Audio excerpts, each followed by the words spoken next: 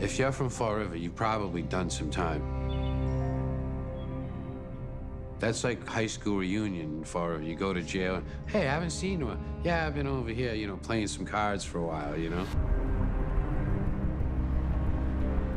Here in Fall River, we're very proud of our achievements. And every year, right here on the waterfront, we bring together hundreds of volunteers to entertain hundreds of thousands of visitors. It used to be a pretty quiet town until a few years ago. I remember being one of the persons at the scene. She had like a mark inside of her ear that looked like a knife or a ice pick or something. It was fresh. The city of Fall River used to be known as the town of Mills, Hills, and Pork Pies. It's also the spot where somebody gave Lizzie Borden's parents 41 whacks or so. I said, I didn't know about all this stuff that happened here. Everybody thinks of Lizzie Borden. That's 100 years ago.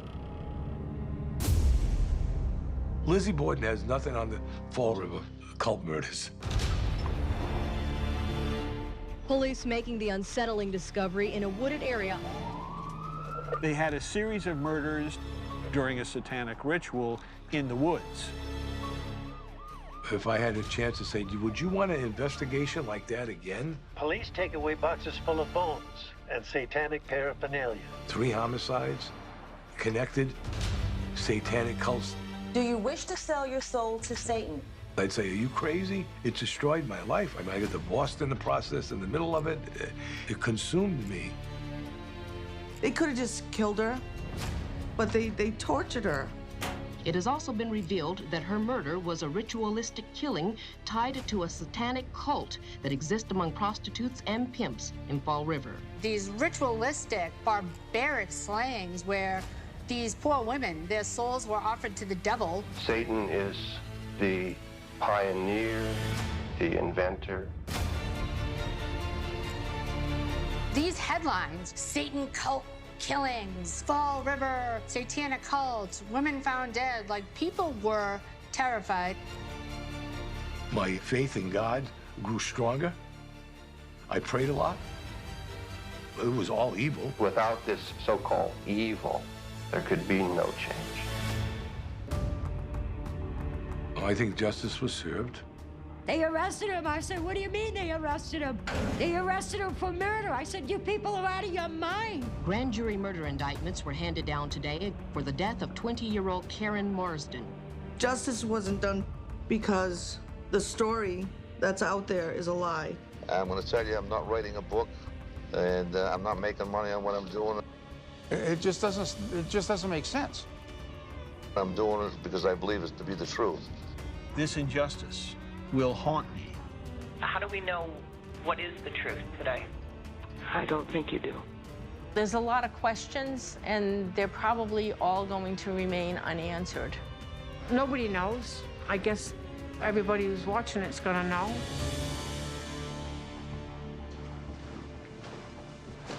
How are you feeling?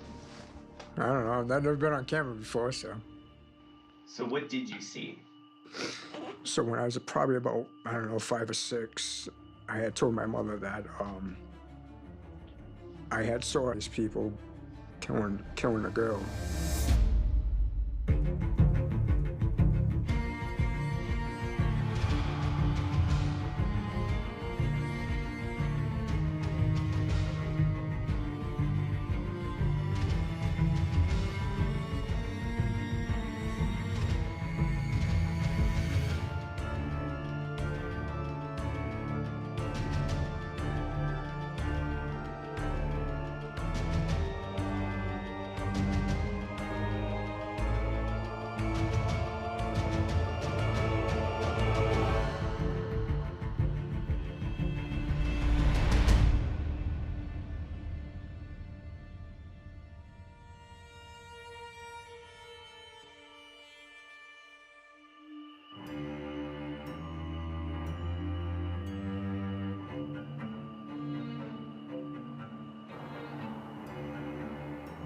I was a detective in the Major Crimes Division.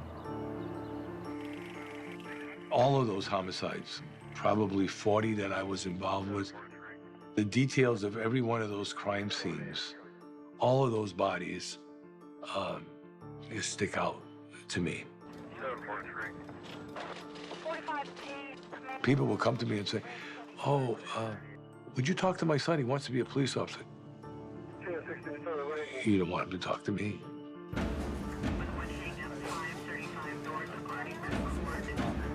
It's the worst job in the world. It's the worst job in the world.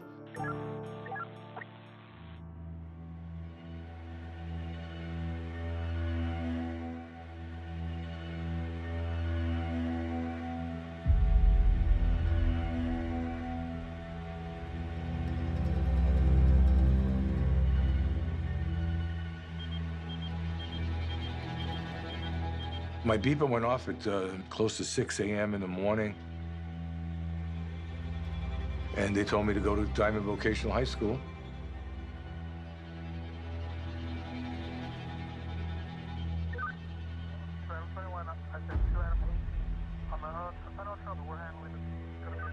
When I arrived, we had just the EMTs there and uniform division standing by to secure the crime scene. Went under the bleachers where we saw the naked body.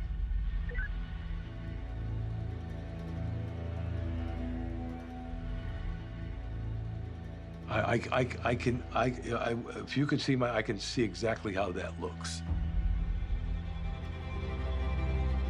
She was face down. She was just about completely nude.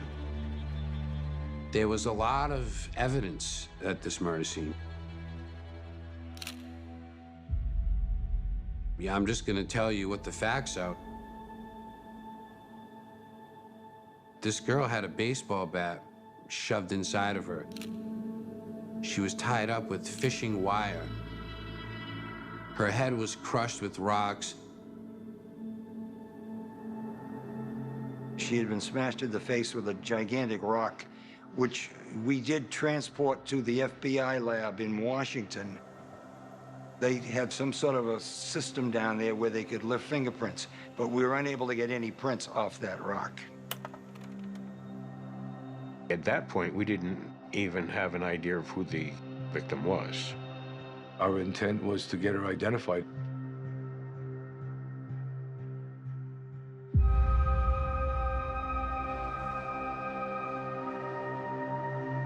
There were a lot of deaths in Fall River, but there weren't that many out-and-out blatant murders as this was.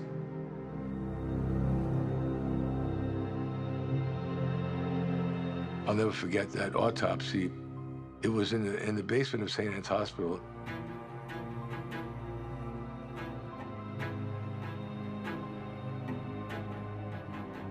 There was a basement window that opened, and they had that open for ventilation purposes, obviously.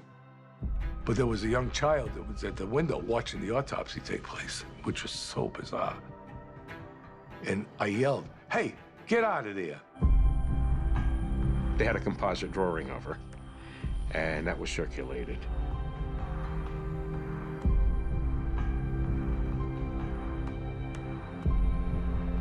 And that's how she was initially identified. We met a friend of hers who ended up coming to the city who made the positive identification.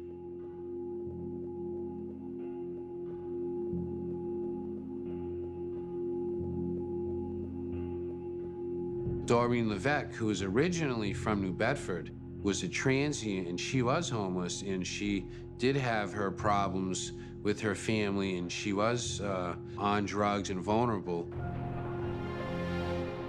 Between 1960 and 1973, drug addiction rates among juvenile women increased 6 times more than those of men. Female addicts often turned to prostitution to support their habit. As time went on, that's when it was determined that she was prostituting in Fall River. That's a sad story. The only reason why Doreen didn't work the streets in New Bedford was she didn't want people to see her. I spoke with her father, She was young. She was only 17 years old. When you hear about the case, you seem to assume that these are women that are much older than they really are. The prostitute's #1 enemy is not the law, but old age. Doreen, at age 17, she should be in high school, not working the streets. And the investigation sort of went in that direction. There's a lot of drugs and drinking and prostitution and stuff going on there at that period of time, the late 70s into the early 80s. Fall River, it was a rough place. There were so many girls working the streets of Fall River at that time. There were traffic jams on Friday and Saturday evenings. Could be 30 or 40 women working the street. There was a number of bars in that 4-block area where the prostitutes would frequent. Pier 14, Charlie's was a block further east. They were tough places. The only people who went in that area were people looking for girls or involved in the business.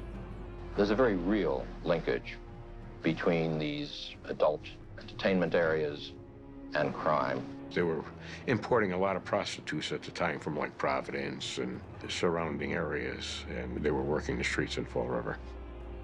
You provide a concentration of activity that is especially attractive to people who want to use sex as a way of committing ordinary crimes. Sadly, it was a block and a half from the police station.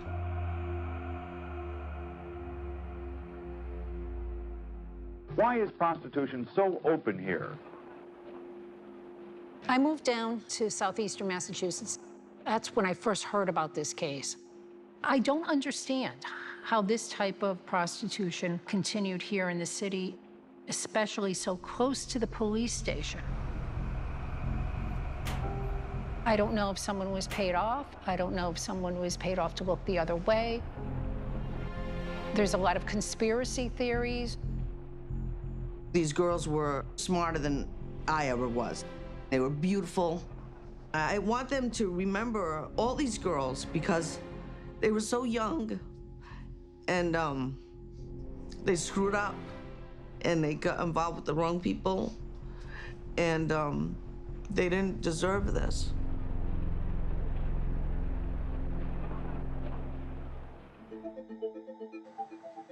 Doreen Levesque. I didn't know anything except that she was a prostitute that got killed. As soon as we learned who Doreen was is when we worked all of that area over. We talked to people then who had been warned to stay off the street. Anybody who you could talk to, you'd talk to about it. We initially thought it could have been a John.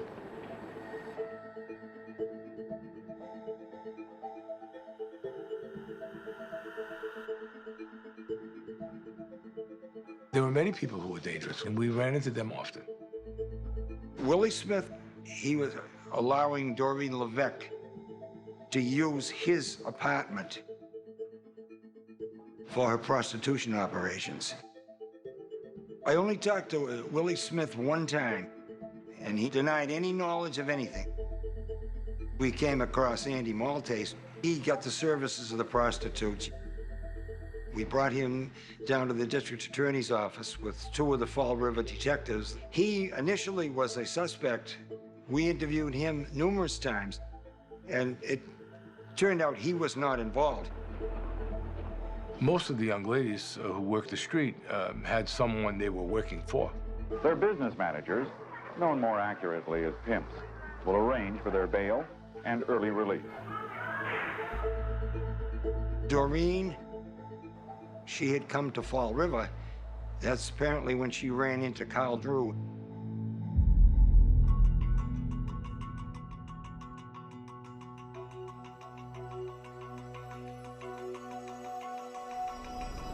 We would speak to people who would tell us that Satan controls the street.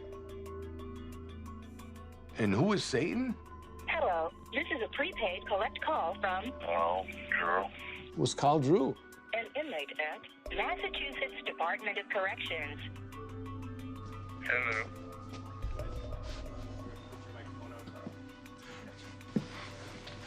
move the glasses for me. I'm gonna take the microphone and just drop this down the shirt for me. This all the way through for me.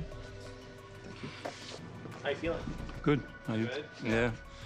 Yeah. Carl always maintained his cool. If he was stoned, you couldn't tell. Are you nervous, or how you feeling? Well, kind of anxious to get this thing going, get it out there. You know, and it's been a long time. You know.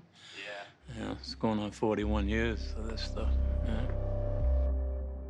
Carl Drew was known as someone who was on the street daily, was a pimp. I'm originally from New Hampshire. I lived with an abusive father that, you know what I mean, he was an alcoholic and all that stuff. I would get beaten, I mean, to the point where I'd be knocked out. You know what I mean? There's plenty of times I've woken up with handkerchiefs over my nose because he just come right out and sucker punched me. Carl's father would hang him with a rope into a well as a punishment. Would send him into the water to get dead animals out of a well. I turned about 14 years old, and I was getting a beating from my father, and I decided enough was enough. I got up and knocked him on his ass, and I left him. I've been living on the streets from the age of 14. Carl Drew was a street thug. He was violent, he was cruel, he was mean. So I end up holding up one convenience store in New Bedford. And I end up going to trial, and I end up getting 6 years and a day. So when I got out of prison on that, I had to stay in Fall River because I was on parole. He was known to be a very violent person. Had a history of control of the prostitutes who worked the street. They were afraid of him. For some reason, I had a bad reputation out there that people knew not to mess with anything that was mine. What I knew of the whole situation, he drugged those girls up. So they didn't know whether they were coming or going. They'd pay me like $200 a week to protect them, to keep them safe on the street. Oh, he wasn't protecting them, he was using them. If he was protecting them, he wouldn't be sending them out on the street to make money. Young runaway girls in particular become prey for pimps who make promises of love and protection. He did not care about them. He didn't love them. Protection, no. What do you think happens to the ones who don't save any money, turn it all over to the men? They become Skid Row prostitutes. They end up committing suicide, a lot of them. Carl Drew, did he know me? No. Did I know who he was? Yes. He liked to manhandle the girls, and he wasn't afraid to use force to make them do what he wanted. A lot of the cops back then, they just didn't care. They knew this shit was going on, and they allowed it to go on. It was so blatantly out there, you know what I mean? Unless the cops had an attitude towards somebody, they didn't bother them, you know what I mean? Judges often show reluctance to imprison a prostitute since prisons don't seem to rehabilitate people, but make them more hardened criminals instead. My friend Diana, when she was doing it, there was a cop who actually would pick her up for service and not arrest her. Oh, yeah. Believe me, I've ran into situations like even cops, that done all this shit. So, I've had parole officers and probation officers that were tricking with girls that actually would handcuff the girls to the beds and all that shit, threatening to arrest them. Most of them, they don't even let them know they're cops until they get them in a hotel room or a room where they're at, and then flash them the badge and tell them, look, you're either going to do this my way or I'm going to take you down the station, blah, blah, blah. All of our resources were going to, solve the homicides. Carl, unless he was part of that investigation, which he ended up being, he was sort of ignored. There was a lot of fear on the streets of Carl. The retribution that was going to be involved if anybody spoke or talked.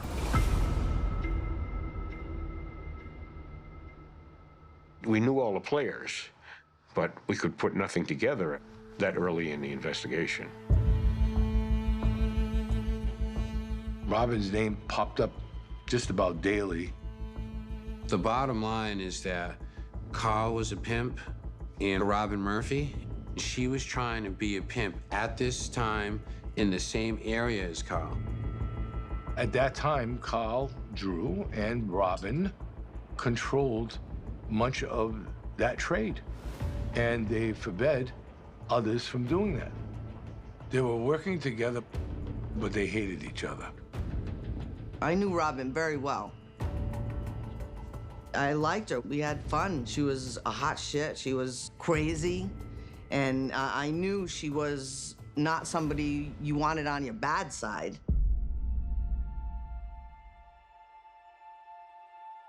Robin had a very rough upbringing. It's my understanding there was allegations of sexual assault, a very troubled background. She grew up very quickly over the years, so violence really was part of her life. What made Robin Robin? Robin didn't care about herself because she had parents that didn't care about her. Robin didn't seem to have any kind of family situation. Her mother, I think she was a barmaid. She was never there. Her father didn't give two shits about her.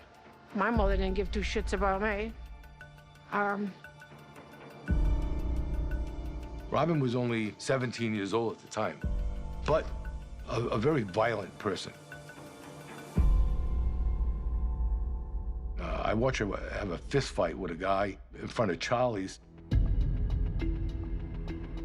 This guy was 25. This guy ran from her. And she chased him down the avenue, right in the middle of the road, and threw a full beer bottle, trying to hit him in the head. That's Robin. So I was sitting in an unmarked vehicle. You would think she was a middleweight fighter. She was pretty vicious. Everybody who knew her said in high school the men were afraid of her. She just had like a, you know, what do you call it, retard strength, or she just had like a, you know what I mean? Like, you seemed like something, when she was really mad, she had a rage that you could probably break a pool stick over her head and she'd still keep coming at you. Robin could eat pizza and kill you right after that and not bother her at all. It wouldn't bother her at all.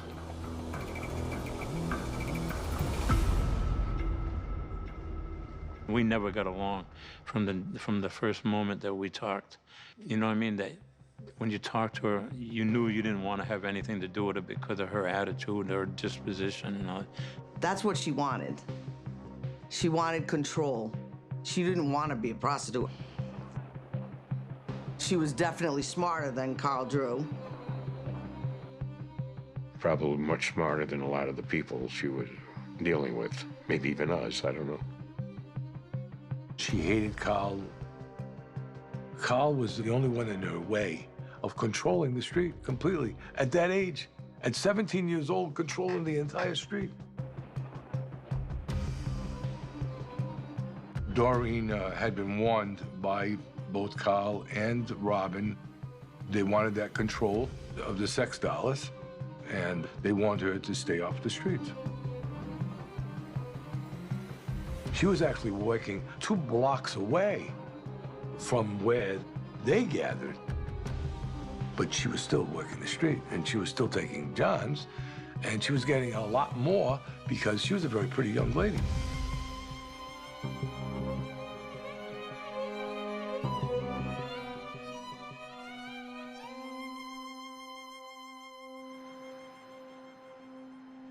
There's a strange dynamic there of Robin and Carl, and Karen Marsden was caught in the middle of all of this. Karen and I were best friends. We did everything together. Karen was a good kid with a kind heart. If you were her friend, you were her friend, and she was gonna be down for you no matter what. Her mother had gone to jail. I'm not sure why. I don't know what happened to her father. I have no idea. Karen Marsden is probably, that's the saddest case. These are just shattered lives. And they're all tied to Carl Drew. Karen probably worked the streets for me for probably about a year. She was the kind of person that you wouldn't think that she would work on the streets and all that stuff. We got together and I explained to her what the routine was. And I let her know that it's not a game out there on the street.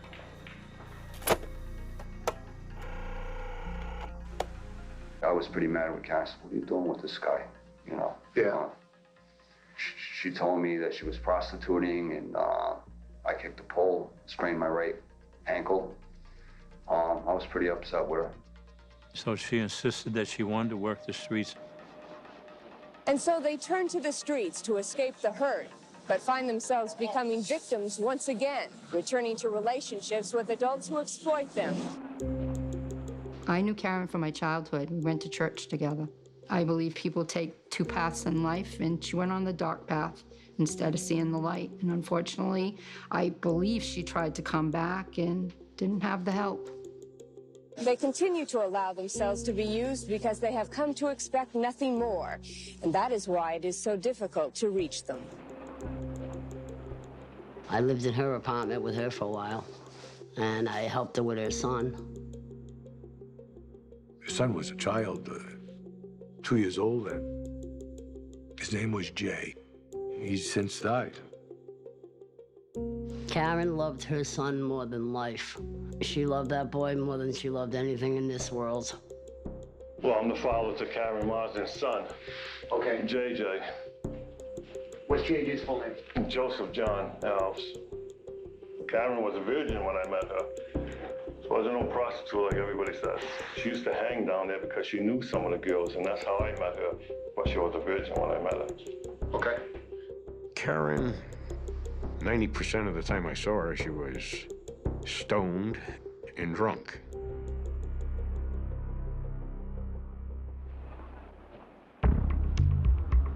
After the months progressed, I ended up seeing Karen hanging out with Robin. They were like two peas in a pod and all that stuff. Robin Murphy came out at a young age as a lesbian. Karen was considered Robin's lover. See, I don't want to get into the Robin thing. I really don't. See, we grew up in the same neighborhood, pretty much. They were friends. Karen didn't see her like I saw her. Karen had a child. She had relationships with men, but she also had relationships with Robin. There was a very strong emotional tie or some type of power that Robin had over Karen.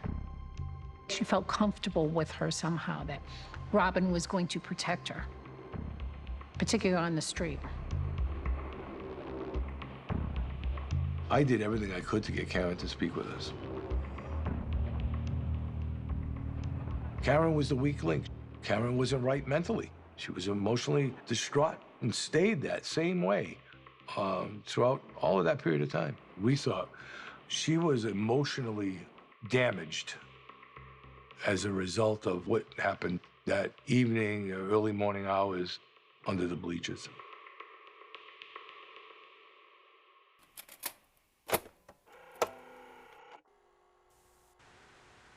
That's Karen telling you this? Karen was telling me that, She yes. was present when, we're talking about, do you know the girl that was found behind the bleachers? Do you know her name? That was Doreen Levesque. Doreen Levesque, right. She says, come out with me right now. She said, I want to take you to the Diamond Bleachers. There's a girl dead. She said, cow smashed her head in wet rocks.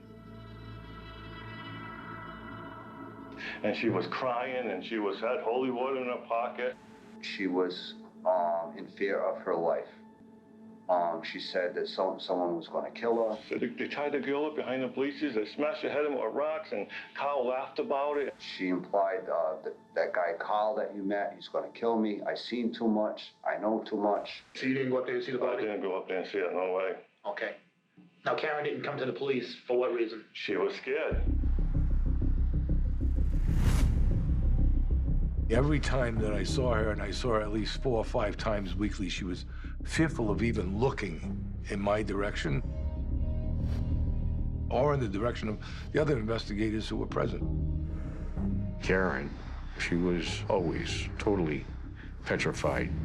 Carl manipulated her. Carl placed her in fear. Carl had her in fear every day he was going to kill her.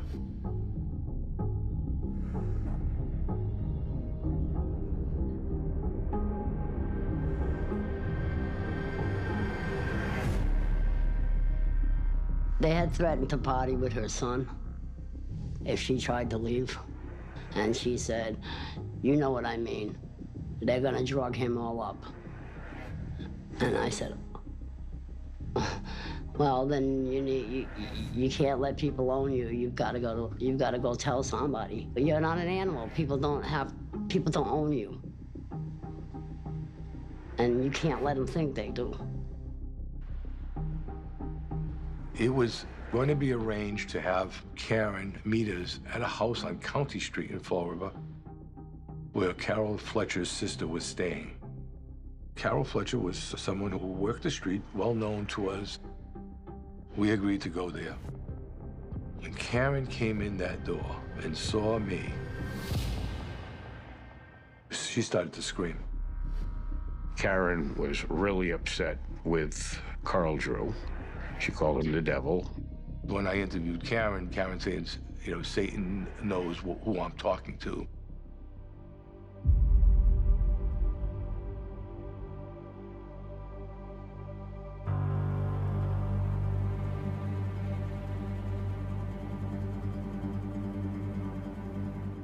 We started hearing Satan, you know, the cult. It was unusual for Fall River. As an investigator, I hadn't heard the word cult in this community. Detective Alan Alves of the Freetown Police is an expert on satanic cults. This is definitely, you know, indications of Satanism. I knew Al and Sylvia. We worked together on a lot of cases throughout the years. Because Freetown's a nice, quiet town. All our crime came from people in Fall River or New Bedford, so I worked with a lot of the detectives from the area. Karen and other women that we talked to who were involved with Carl Drew and Robin often said how Carl would take them to the Freetown State Forest where they would worship Satan.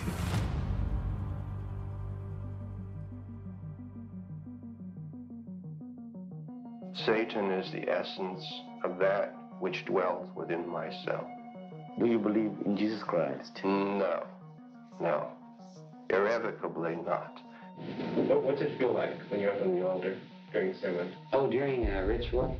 Well, the power starts building up. I guess power sounds like a real corny word, but it's an adrenaline energy that starts building up in you.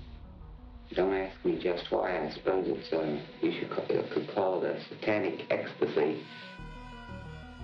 I've been involved in investigating satanic crime for 2 decades in the Freetown State Forest.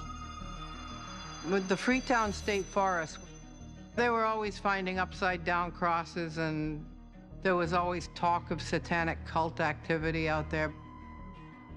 Alves was always chasing rumors out there. The detective admits devil worship is a difficult crime to prosecute. What they do, they have a pentagram. Satan would come out of the center of it. We would find animals with absolutely no blood in them at all. They would drain the blood right out of them. It would be opposite of the Catholic Church, and they would drink blood instead of wine and so forth. And usually with the high priestess of the cult, it would mix with either his urine or with his semen. So that left me out of being undercover over there. Prior to that, of course, the Charles Manson case really riveted the country. Charlie, can we get a picture of that? That whole helter-skelter, the horror of what was going on in California. Susan, would you answer a couple of questions for us? So when anyone talked about Satanism, that's immediately what you thought of. It was happening across the country. Alpine police say 5 young Alpine men are accused of conducting satanic rituals. Authorities say Satanism is definitely alive in Tucson. At midnight on Saturday night, Satan worshippers don their regalia and gather in groups of 13. They knew what they were doing was wrong by molesting kids or serial rapists or serial murder. All prayers, chants, and offerings are directed to the dark power of the King of Hell.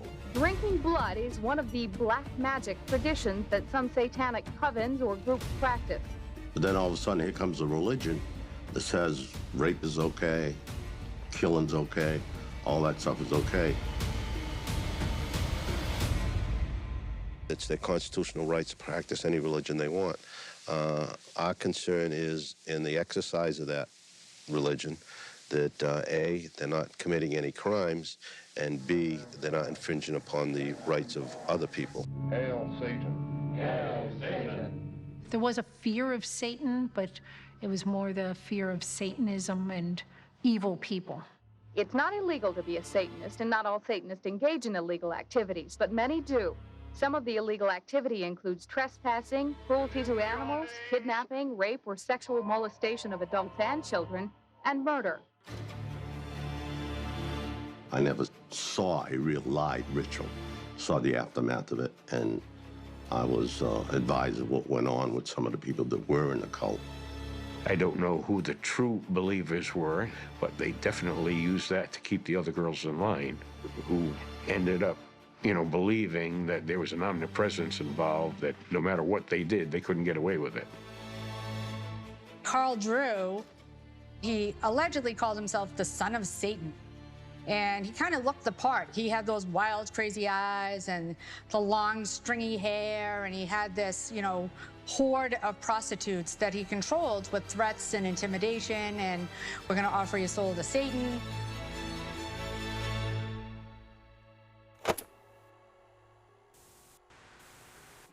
I always stood in contact with Karen, even though we weren't getting along. I always stood because we had the son together. Yep. She said that Carl Drew took her to the Best Western Hotel on Columbia Street. Now it's a assistant living place.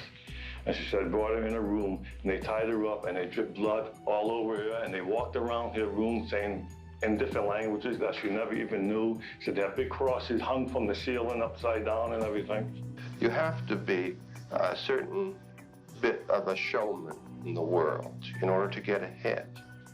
If someone begs to be misused, then I'll be very glad to oblige. This was not an organized satanic cult where, you know, they kept a book of shadows, or this was self-styled creation by Carl Drew in order to keep people in line.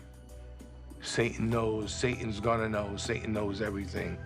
I said, they're gonna sacrifice a human being because that's what's required on Halloween and on May 1st is a human sacrifice. Usually it's a baby. You know, there's plenty of pimps who are abusive, who, you know, prey on women. They don't have to say, I worship the devil and Satan will take your soul if you don't bring in $200 tonight. Carl Drew used Satanism.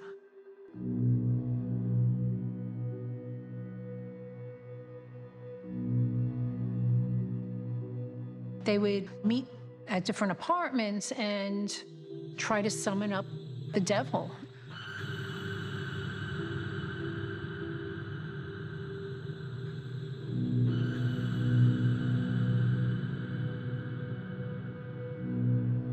Obviously, the devil didn't show up, but perhaps Carl Drew was the devil, and they didn't have to summon anyone. He was the one who just brought evil into all of their lives.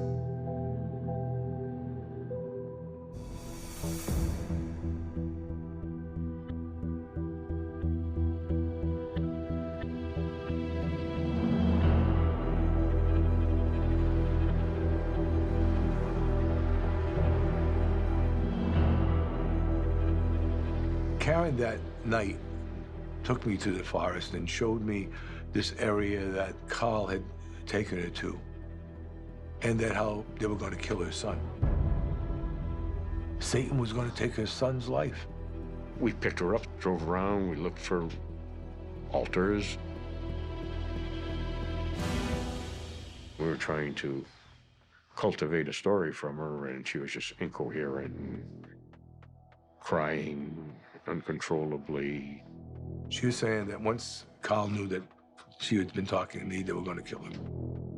She wanted to go to St. Mary's Church and talk to a priest.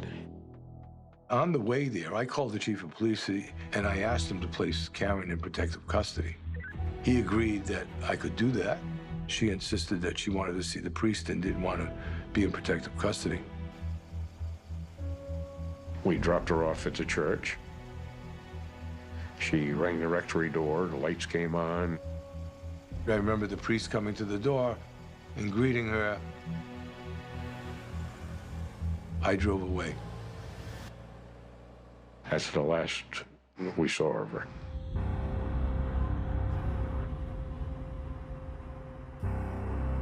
It was maybe the following day when the grandmother got in touch with the police department, and Captain Andrade called Alan and I in. It's about 3 o'clock in the afternoon, if I recall correctly. And he said, you know, that Karen was missing. And at that point, we knew she probably was not missing.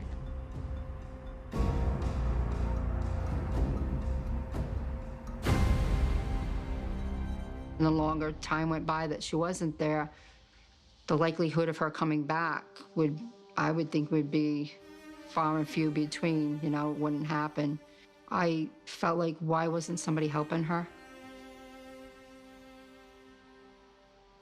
I questioned, where was God? I felt sick.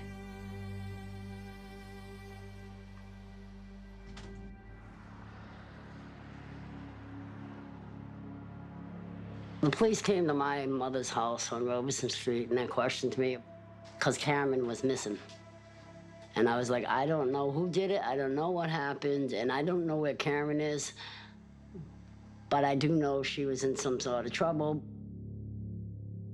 Carl Drew, he was a suspect, but he also wasn't someone that we went to on the street to talk to. He didn't make himself available. Didn't want to see us.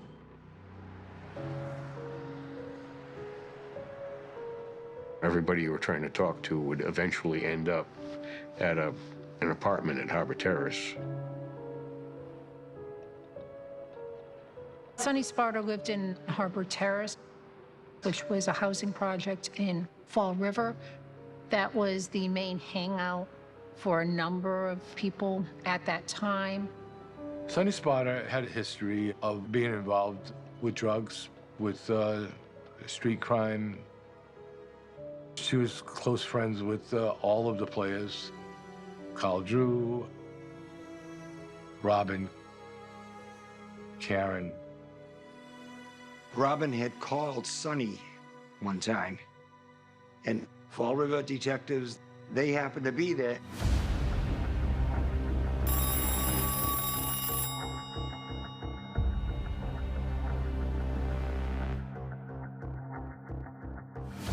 Sonny allowed me to listen in on the phone call. And while doing so, Robin said she was involved in this. That set in motion Robin's arrest. She was between a rock and a hard place. She no doubt felt safer with the police than she did with Carl Drew. They brought Robin over to the district attorney's office. And she looked up, as soon as she saw me, she looked very upset. At that point, she knew that the state police were working out of the district attorney's office, and she thought that if she needed to get a deal, it would be through the state police.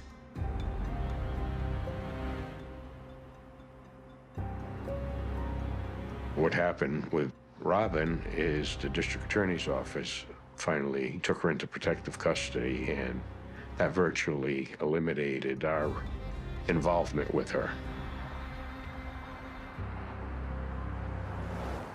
Well, Robin Murphy goes to the DA, and they offer Robin pretty much a deal right then and there.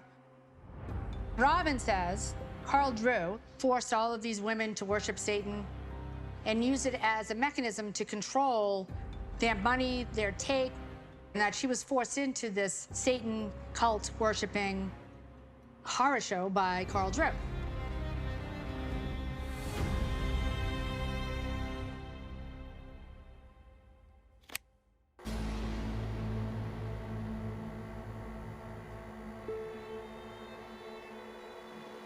They worship the devil when they have seances with skulls in the middle of the floor, candles, spoken tongues. Robin doesn't take any responsibility for the murder of Doreen Levesque. Instead, she tells the Bristol County DA's office that Karen, her romantic love interest, told her that Carl wanted to make an offering to Satan. Karen Marsden informed me that Carl killed. They worship the devil. And that women didn't do the things that he wanted them to do. He would kill them. He told her that he killed Doreen Levesque. Karen Marsden had told me all about the murder. Karen had been forced to participate, that Carl told her we have to give her soul to Satan, and that she picked up a rock and bashed the victim in the head, but Robin had nothing to do with it. That she didn't continue to do the things he wanted her to do, that she found a way during the rest of his life.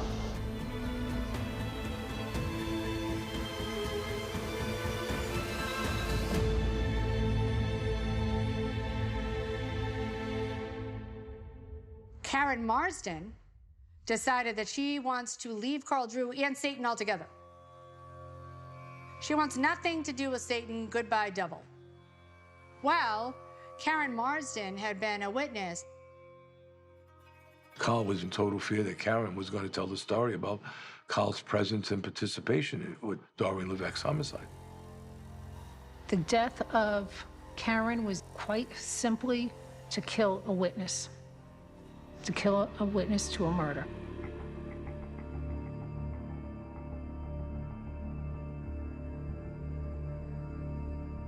Carl Drew was going to kill her. She was dead. The police who knew that she was going to be killed didn't arrest him.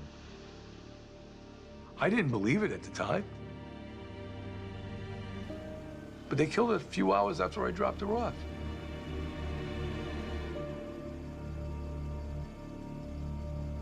I think about that often. I knew that she would have a price to pay. I didn't think for a moment that they would kill her. They did. February 8th, she was killed. Carl Drew was looking for Karen.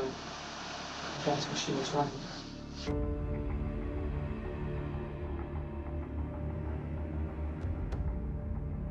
Robin and Karen are on the street. A car goes by, stops. Carl is in the vehicle with a number of other people. Carl says, "Come on, get in the car now."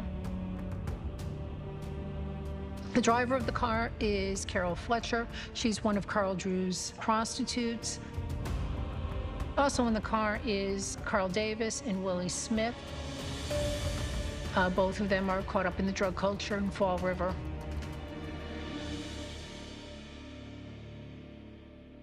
We drove to a wooded area in Westport.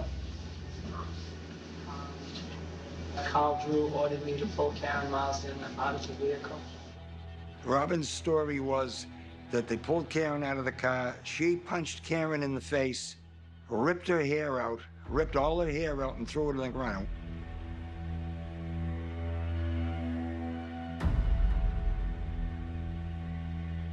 She was beaten into the woods.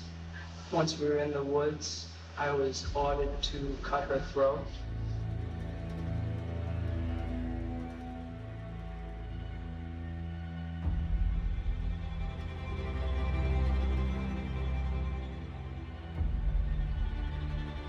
Karen, she lived with Robin, and they were lovers. They were a couple. And the fact that Robin Murphy was the one who actually slit her throat just goes to show you the level of pure evil.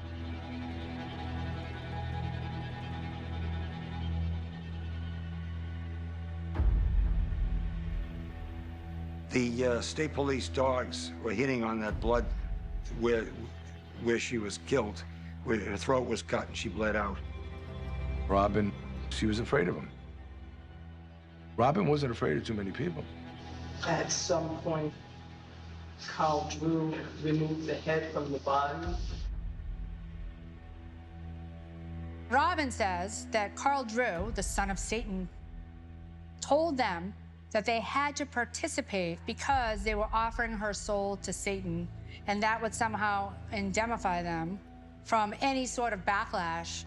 Oral sex was performed on his captivated body. It was a ritualistic killing.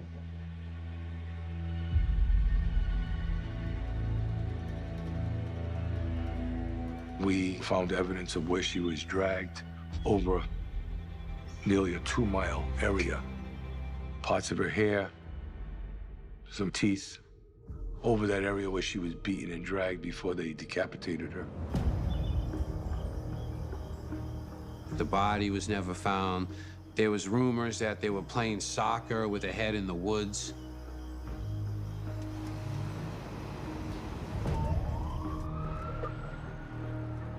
I was in my early 20s, you know, when this stuff comes out, it's so shocking. You know, you're like, how can anybody make this up? Carl actually kicked her skull after she was decapitated, kicked it in the ear.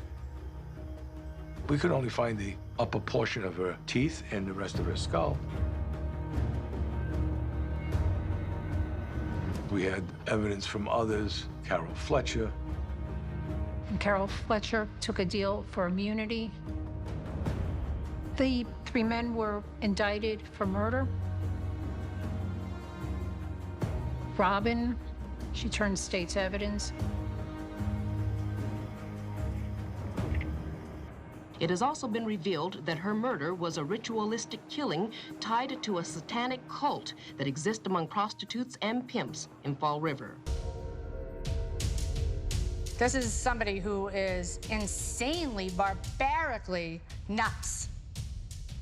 And whether he did it to offer souls to Satan or he did it because he's a deep-rooted evil wackadoodle, I don't think there's a big difference there. We were able to determine that there may have been more than one individual involved in the crime. There was a lot of fear in the city as far as, you know, watch where your children are and what they're doing. I remember my mom being very upset and praying all the time.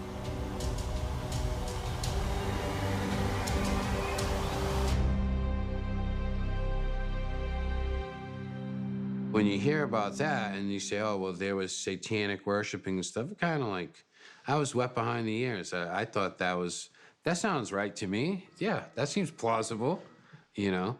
Yeah. Plus, I don't know anything about satanic worship, so you could say whatever. You could say they drink like a can of chicken noodle soup, you know, at 6:30 every night. And all right, if that's what they do, I don't know much about it, you know?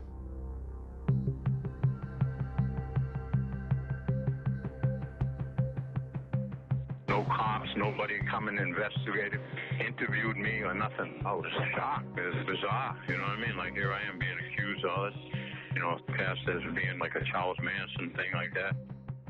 I always had faith in the legal system. I never thought that at once would I ever get set up and framed for a murder that I had nothing to do with.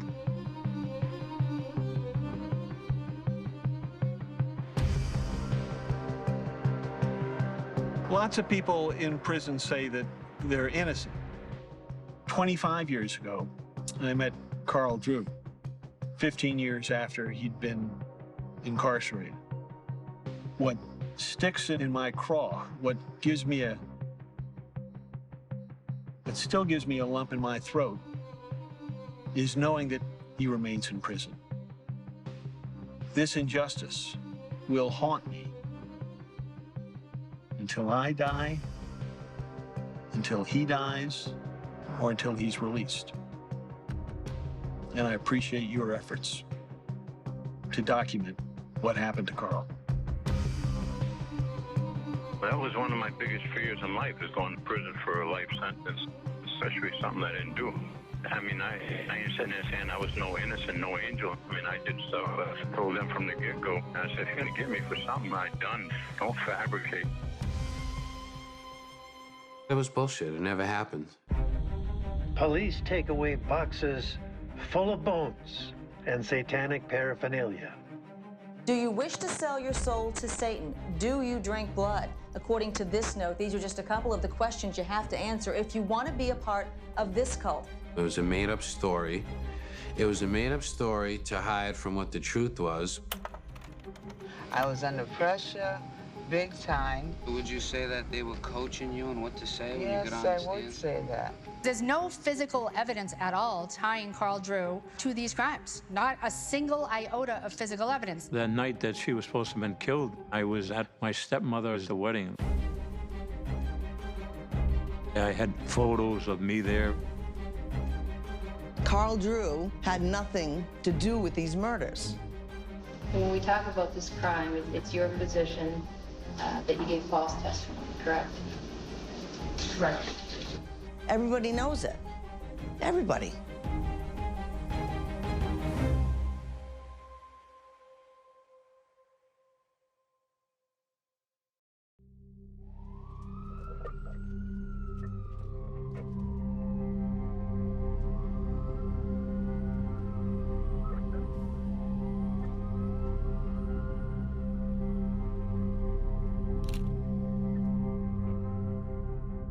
Fall River. It was a rough place. There were so many girls working the streets in Fall River at that time. There were traffic jams on Friday and Saturday evenings. Doreen, at age 17, she should be in high school, not working the streets. The brutality of her murder is chilling. She was face down. She was just about completely nude. She was prostituting in Fall River. And the investigation sort of went in that direction. That's apparently when she ran into Carl Drew. Carl Drew was known as someone who was on the street daily, was a pimp. For some reason, I had a bad reputation out there that people knew not to mess with anything that was mine. He drugged those girls up. Carl Drew, did he know me? No. Did I know who he was? Yes. Carl Drew used Satanism as a way to control the women on the street. So I brought her in a room, and they tied her up, and they dripped blood all over her. I said, that big crosses hung from the ceiling upside down and everything. Karen was really upset with Carl Drew. She called him the devil. She said that he was going to kill her. The police came to my mother's house and they questioned me because Karen was missing. And at that point, we knew she probably was not missing. Robin was caught in the middle of all of this. Robin was only 17 years old at the time. Robin was also indicted for murder. She turned state's evidence. It has also been revealed that her murder was a ritualistic killing tied to a satanic cult that exists among prostitutes and pimps in Fall River. Robin says that Carl Drew, the son of Satan, told them that they had to participate because they were offering her soul to Satan. The state police dogs were hitting on that blood where she was killed, where her throat was cut and she bled out. Well, that was one of my biggest fears in life, is going to prison for a life sentence, especially something I didn't do. Carl Drew had nothing to do with these murders. Everybody knows it. Everybody.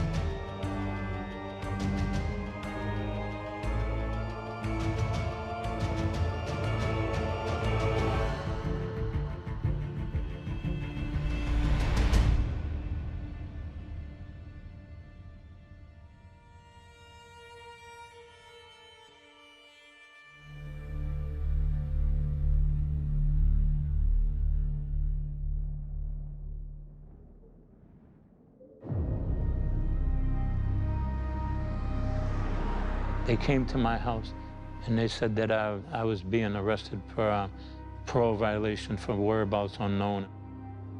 They didn't handcuff me or nothing, and they had me walking down the stairs in front of them. I knew something was up. Back then, you had 15 days to wait before you got a hearing for a parole violation, and on the 15th day, they told me I was going to court. Grand jury murder indictments were handed down today for the death of 20-year-old Karen Marsden. You know, the next thing I know is I'm being accused of murder.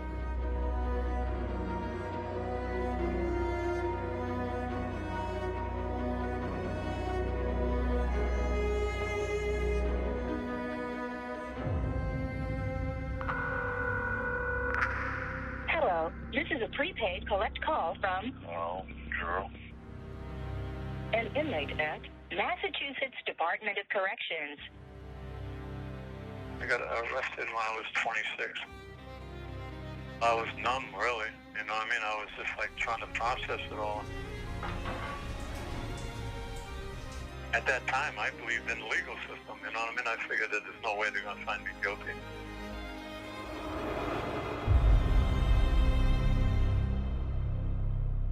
Carl Drew was initially charged with 2 murders, that of Doreen Levesque and Karen Marsden. But the prosecution ultimately only decided to take one of the cases to trial, and that was the murder of Karen Marsden.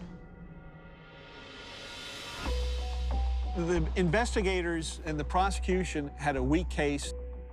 They had a series of murders. They didn't really have any forensic evidence that tied Carl Drew to either of these murders. And they decided that the Levesque case was so weak that they would rather put that into evidence against him without having to go through the process of trying him and maybe having him acquitted on that case. They tried me for the Karen Marsden case. They used the Doreen Levesque case as the motive for me killing Karen Marsden. They're sitting there saying the reason I killed Karen Marsden is because she witnessed me killing Doreen Levesque. Unfortunately, there is this prior bad acts doctrine which allows evidence of prior bad acts to come into evidence simply if it shows motive or a consistent course of conduct, even though there's not been a trial on those prior charges.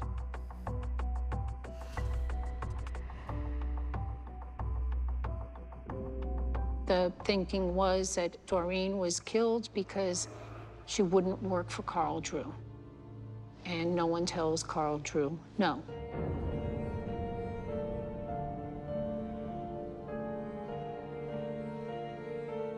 Doreen Levesque, she was a nice girl, and I said, you wouldn't think that she was underage, but then I found out that she was only 17 at the time, and I wouldn't have nothing to do with it.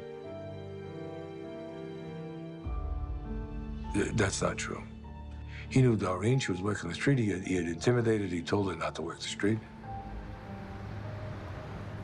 We had talked to so many young ladies on the street. And we had some great informants. Alan Sylvia pulled me in the police department and, you know what I mean, asking me if I knew anything about Doreen Levesque and all that stuff. And at first, I didn't even realize who she was.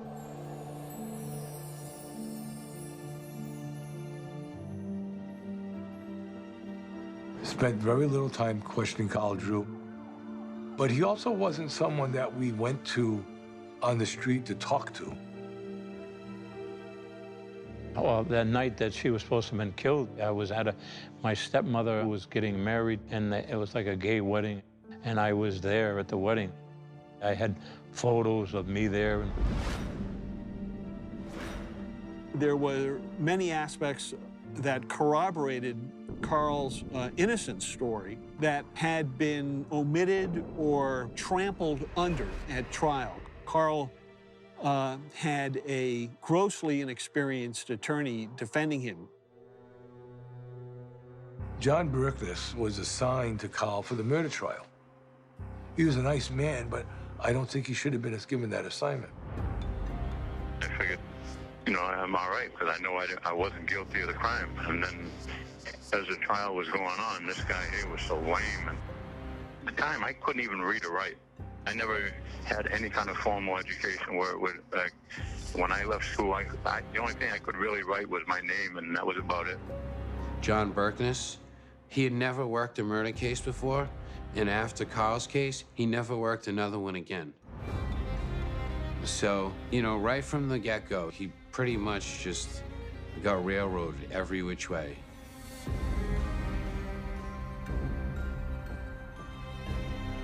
There were these 4 people who claimed to have witnessed Karen Marsden's murder.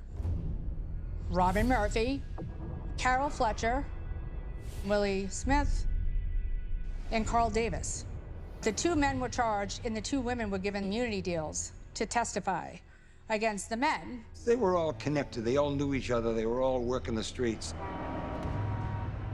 Carl Davis had a reputation of being a real asshole and a jerk and a junkie and all that shit. I knew him on the street and all that stuff from the bars, but I never hung with him. William Smith, I never even met the dude and all this stuff, you know what I mean? He tried to contact me and ask me what was up, and I told him, I said, I don't know you, I don't know what's up. I said, you're getting railroaded just like I'm getting railroaded.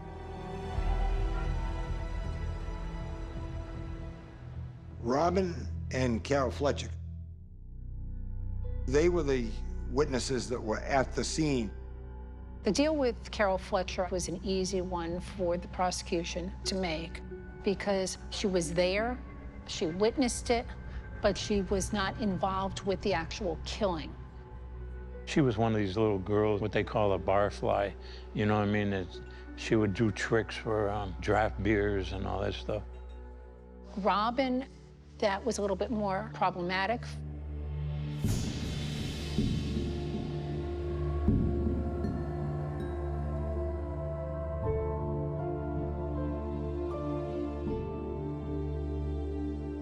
We first heard about Robin Marie from the police, and it was a very different person that they trotted into court some months later. She came in with her little Peter Pan collar and a gold cross on her neck, and she looked like butter wouldn't melt in her mouth. Robin looked like the girl next door when she was cleaned up. So putting her before a jury was better for the prosecution. The DA's office gave her a deal for her star testimony. She was given second-degree murder. In Massachusetts, second-degree murder, there's eligibility for parole. First-degree murder, there's no eligibility for parole.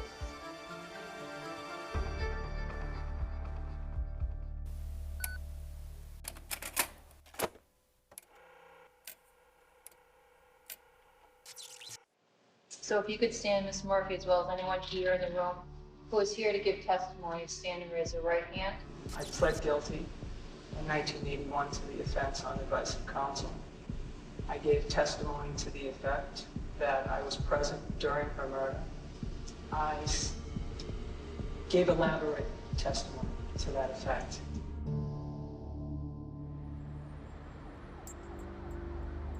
Robin Murphy and Karen Marsden were pinpointed at the home of the foster parents to Karen Marsden's child between 7:45 and 8:30 at night. Robin Murphy showed up at her home in Fall River shortly before 10 o'clock. So that leaves a less than 2-hour window. They allegedly hitchhiked to downtown Fall River, which would have taken at least 20 minutes. They were threatened by Carl and the several people who allegedly were involved in the murder scene. They drove a half an hour from Fall River to this woods. That's where they dragged her out of the car, ripped her hair out, punched her in the face, ripped all her clothes off of her.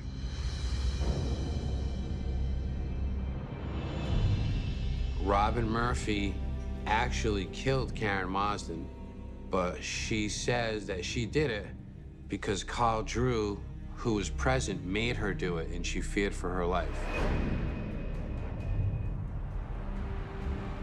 She probably told the truth whenever she could, but if it wasn't convenient, then we'd tell a lie.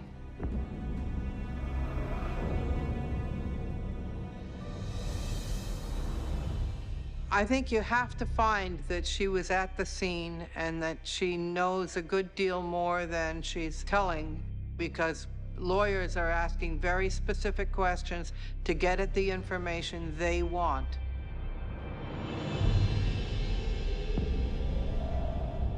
That doesn't necessarily paint an honest picture of what happened.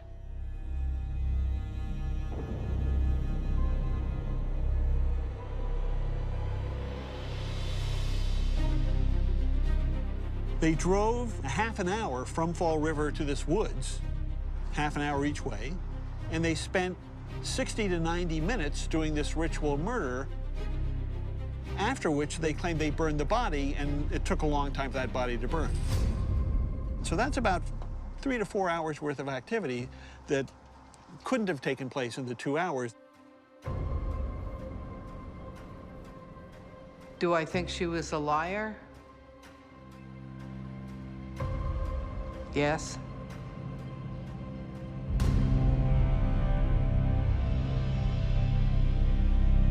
They're saying that I did this, that I cut the poor girl's head off and all that stuff.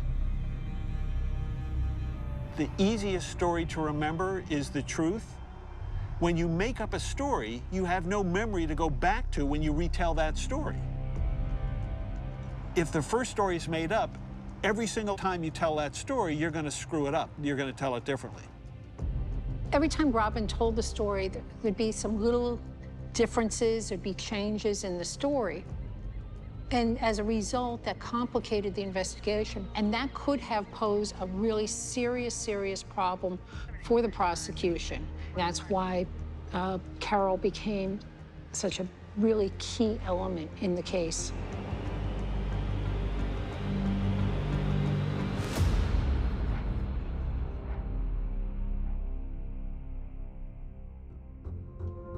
Carol was a friend of Robin Murphy and Karen.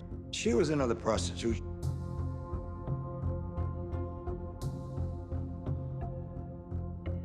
We spoke to her several times, and she, did admit that she had been there, that it was her rental car that they had used to drive Karen down to Westport, and she told us the whole story of what had happened. There wasn't any cross-examination that you would expect, a real trained attorney. This is a murder case now. We did get the rental car that Carol had driven with that group that night and had it tested by the State Police Crime Lab for blood. It never found any blood. Carl's alibi was that he had been in a particular bar and had spoken with a particular bartender that he knew well and several other associates in that bar on that night. And had several people who could corroborate each other. On February 8th is a Friday. And Friday nights is one of the busiest nights. We were in the pier. The lawyer got money to hire an investigator and tasked the investigator to go out and interview the alibi witnesses. And what happened was that Berkness didn't bother to talk to the investigator until he checked in with him a year later. And when he checked in with him, he found out that the investigator had died. So he hired a new investigator to go back to these witnesses and say to them, do you remember a year ago when Carl Drew was with you between this time and that time on the night of the murder? I mean, good luck.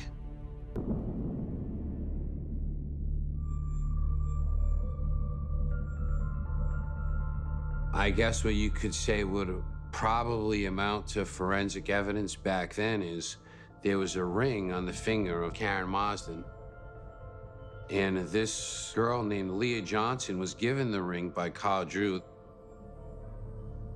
Leah Johnson was Carl Drew's girlfriend. And she had some of the possessions, at least a ring, for sure, of Karen Marsden. And she received it the same day, the day after Karen's death. Remember about 24 years ago, you testified at a trial? Yes. Against Carl Drew? Yeah. Do you remember what you testified to back then?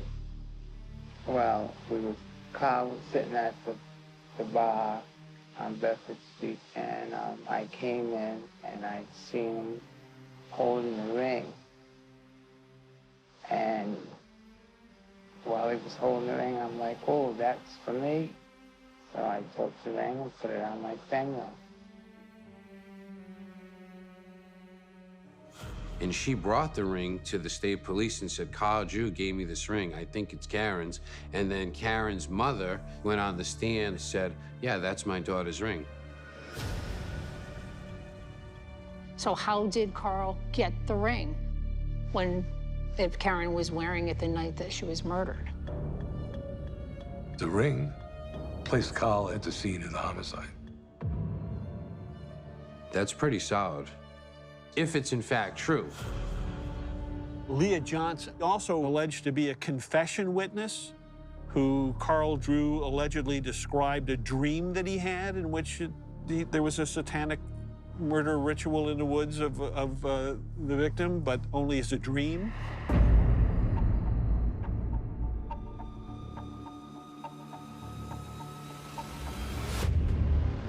But none of this satanic ritual evidence had to do with Karen Marsden's murder. It was just sort of coloring.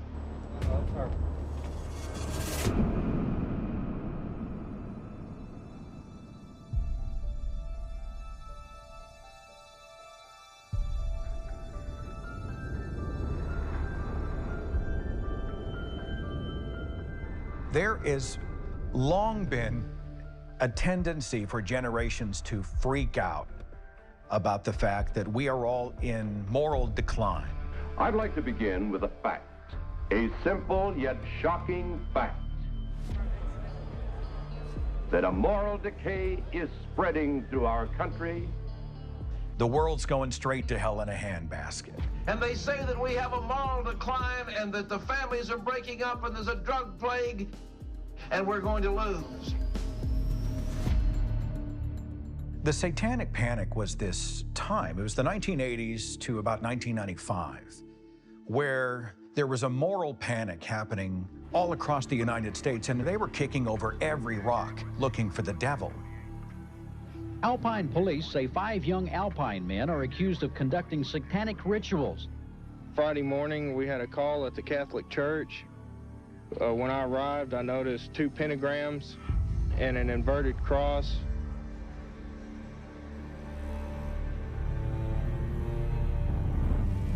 The Puritans absolutely believed in a material Satan who worked on people's bodies. But that Satan goes away for like 200 years and then shows back up in the 1980s. Police take away boxes full of bones and satanic paraphernalia. The root to the Satanic Panic actually leaned back into the mid-20th century.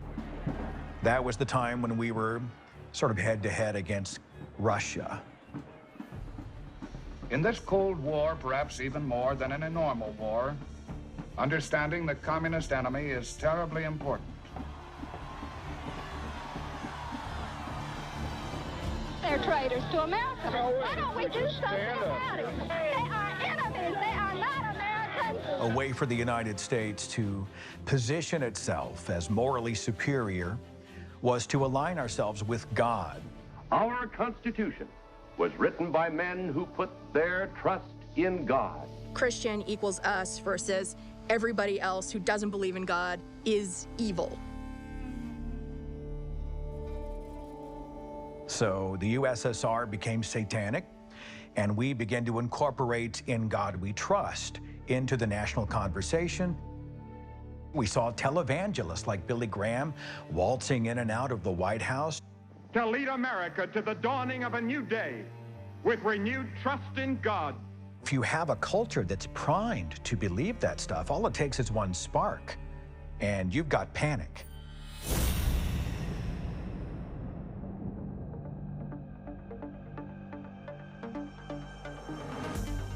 In 1980, there was a book that came out called Michelle Remembers. And it was about this woman who had apparently had repressed memories of her childhood and being ritually abused by Satanists.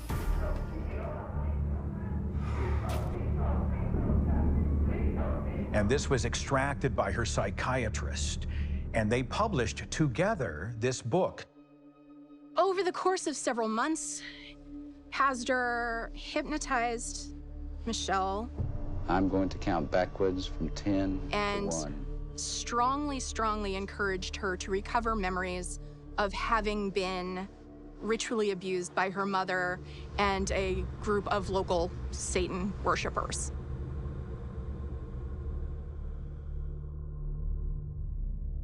The Virgin Mary literally appears to her and encourages Michelle to go forth and basically warn people that Satan is coming and we're all in grave danger. That book propelled a decade and a half of fear and paranoia and panic and the ruining of lives all across the United States. Whether a Satan exists is a matter of belief, but we are certain that Satanism exists. To some, it's a religion. To others, it's the practice of evil in the devil's name. It exists, and it's flourishing. What Ruth saw when she followed them inside would later be locked away to reappear only for a psychiatrist during a hypnosis session. There are absolutely people in the mid-1980s who are like, actual Satan is working through people and Satan is coming for our kids and working through our local officials and possibly our law enforcement, whatever. Ruth tells of a room with an altar, a table with a black cloth on it, and a big book and lots of candles. On the table is her daughter, who's being sexually fondled by most of the men.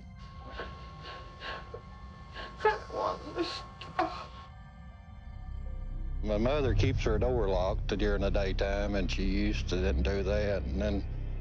And most people's just, you know, taking precautions. It's like anything else. Once it hits the news media, you got 100 people calling you. Detective Alan Alves of the Freetown Police is an expert on satanic cults. Some of them are way off and stuff like that. Some you looked into and they turned out to be factual. Other parts of the country is human sacrifice. We don't want to see any of that. Our investigation indicated went way up, even to government officials and so forth. The willingness by police officers and attorneys and even people in the mental health profession to embrace these stories is rooted in the fact that if you are one of the people who's in a moral panic about the devil, you will see patterns which to you are warning signs that the devil is there.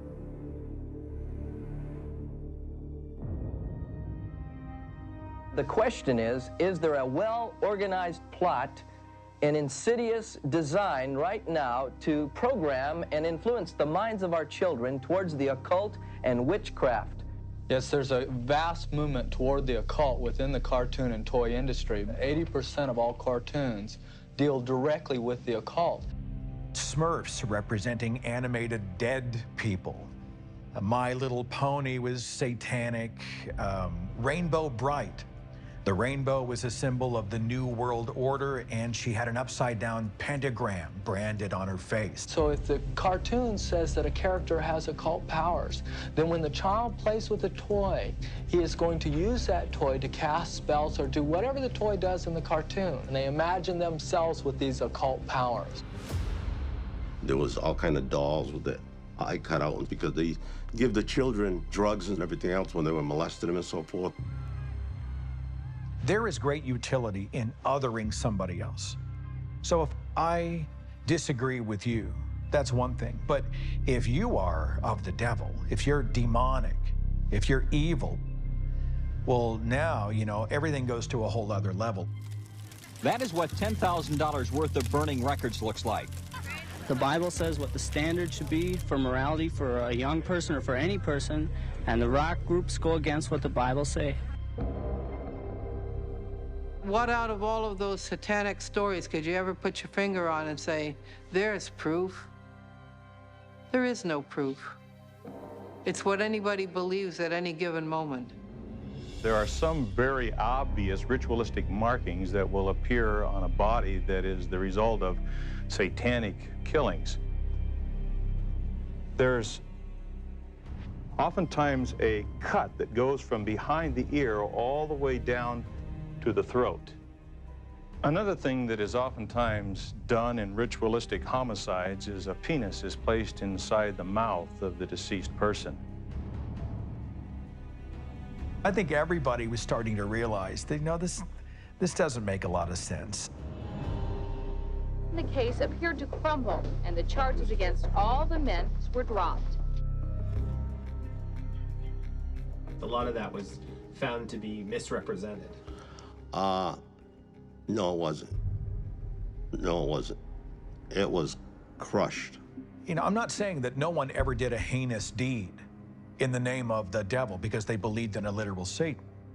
But in the larger picture, against the backdrop of the satanic panic, almost all of the accusations made that Satan was supposedly behind, all of those just vanished. They dissolved, they fell apart. There was nothing to them. So are you saying that Satanism wasn't debunked, it was just suppressed by the government? Yeah. And why? Because a lot of important people are involved in it. I don't want to sound like a conspiracy theorist, A lot of important people were involved, even today. Q is about getting to the truth. By educating people about the truth, about what's really going on. They take children and they sacrifice these children. Where we are at. It's part of Satanism. The satanic panic continues today. It's evil! QAnon, there's a vast satanic conspiracy of democratic pedophiles trying to take over the world. I mean, that is straight up satanic panic. My fellow Americans, I stand here with all that feel as I do, disgusted with this lie that Biden has been chosen. This is now our greatest fight since the Civil War. The battle of righteousness versus Satan. Yes, Satan. Because these leftists are evil. They're doctors, they're lawyers, police officers and stuff, molesting kids and everything else.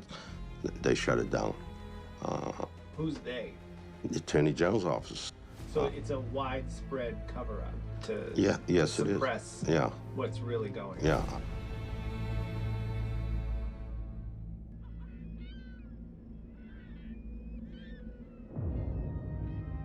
People romanticize this case. They are looking at it as this is this satanic cult that's worshiping in the Freetown State Forest, and they're, killing babies and cats and dogs and sheep and whatever, and they've got altars hidden deep into the woods.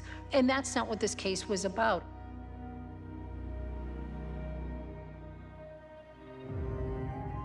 The things that were let into evidence of satanic worshiping and stuff, I mean, come on. Ugh. Why was that even let in? It's just a bunch of bullshit. I wasn't brought up in a religious family. I never studied any kind of religion. My religion back then was women. I just loved being around women. I'm not saying that Carl Drew necessarily participated in these murders, but I think it's impossible to control women to the degree in which he did without some sort of fear of violence.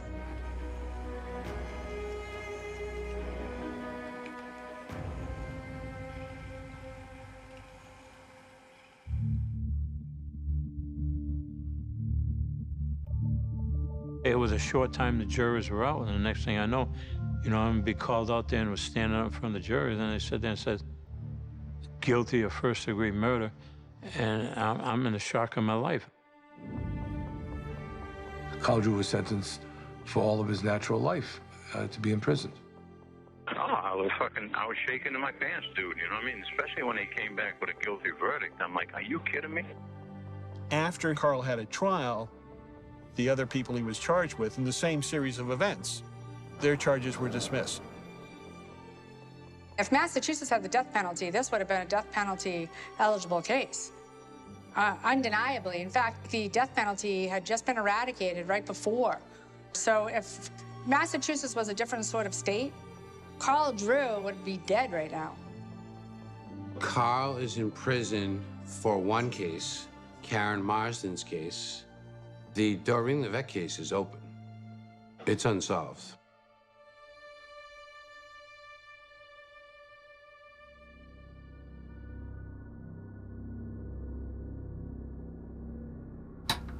I'm Paul Carey. I'm going to tell you, I'm not writing a book, and I'm not making money on what I'm doing. I'm doing it because I believe it to be the truth. I knew Paul Carey. He was a former police detective sergeant, and he was a friend of my dad's. Paul Carey, we were very close. I worked with him for probably 6 of my 19 years in Major Crimes Division. He participated in the investigation every step of the way, along with myself and Detective Joquin. I mean, it was a night detective division. The day guys, I wasn't in charge of nothing days. I was just a sergeant, detective sergeant, but they asked me if I would take over the night detective division, and I said I would. Alan and I worked nights, and then eventually Paul Carey came down and started working nights with us. Nobody worked the case except me and Alan and Tommy Joquin. When I was like 18 or 19, Paul Carey came by and he had said he recently retired. He had mentioned that he was going to be teaching some classes just part-time, you know, at local colleges or whatnot, just to stay busy because he didn't want to sit around doing anything, and that he was going to be a private detective.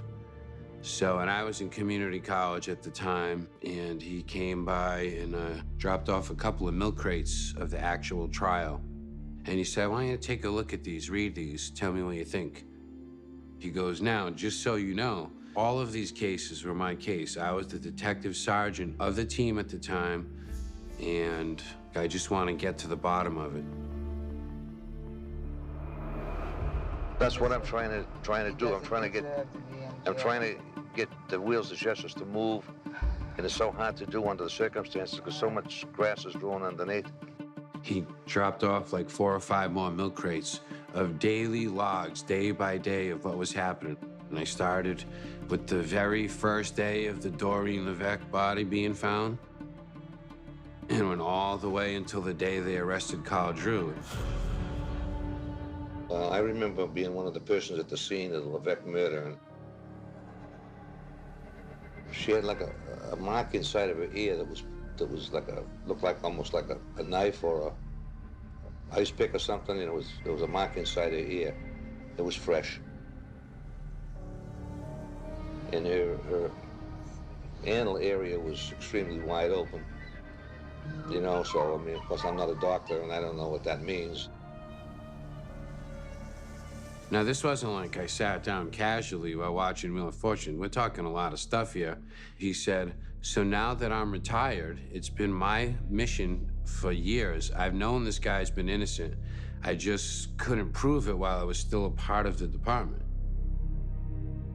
If Drew was to get out tomorrow, I might have one beer with him, but I don't want to be his buddy.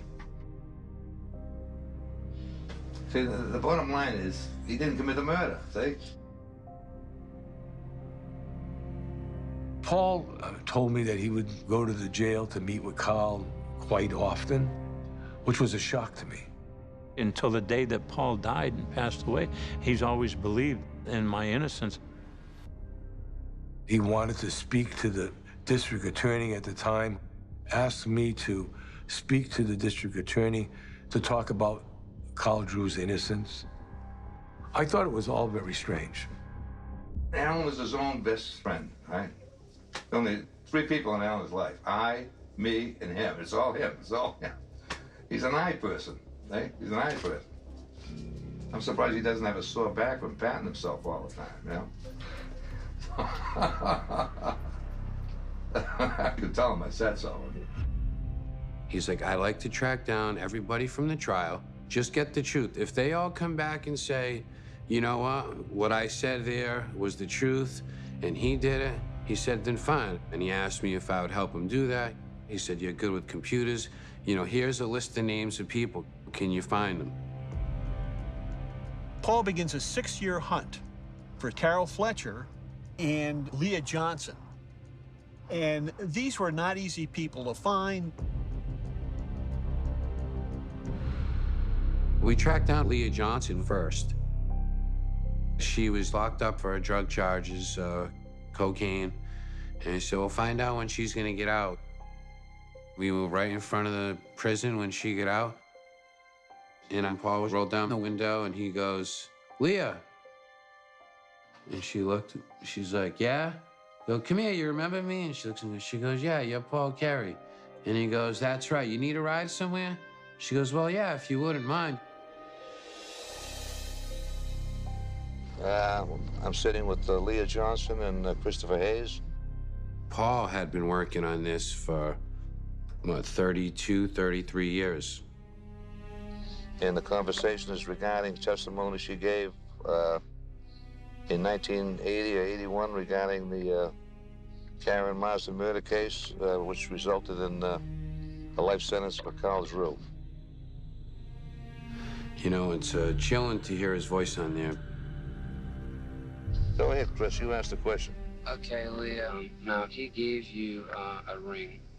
Now, was that a real diamond ring? Maybe it wasn't a real diamond, I don't know, you know. Did he say it was Karen's ring? Did he? No, he did not. Leah Johnson said, oh yeah, you know, the whole ring story, that's a bullshit story.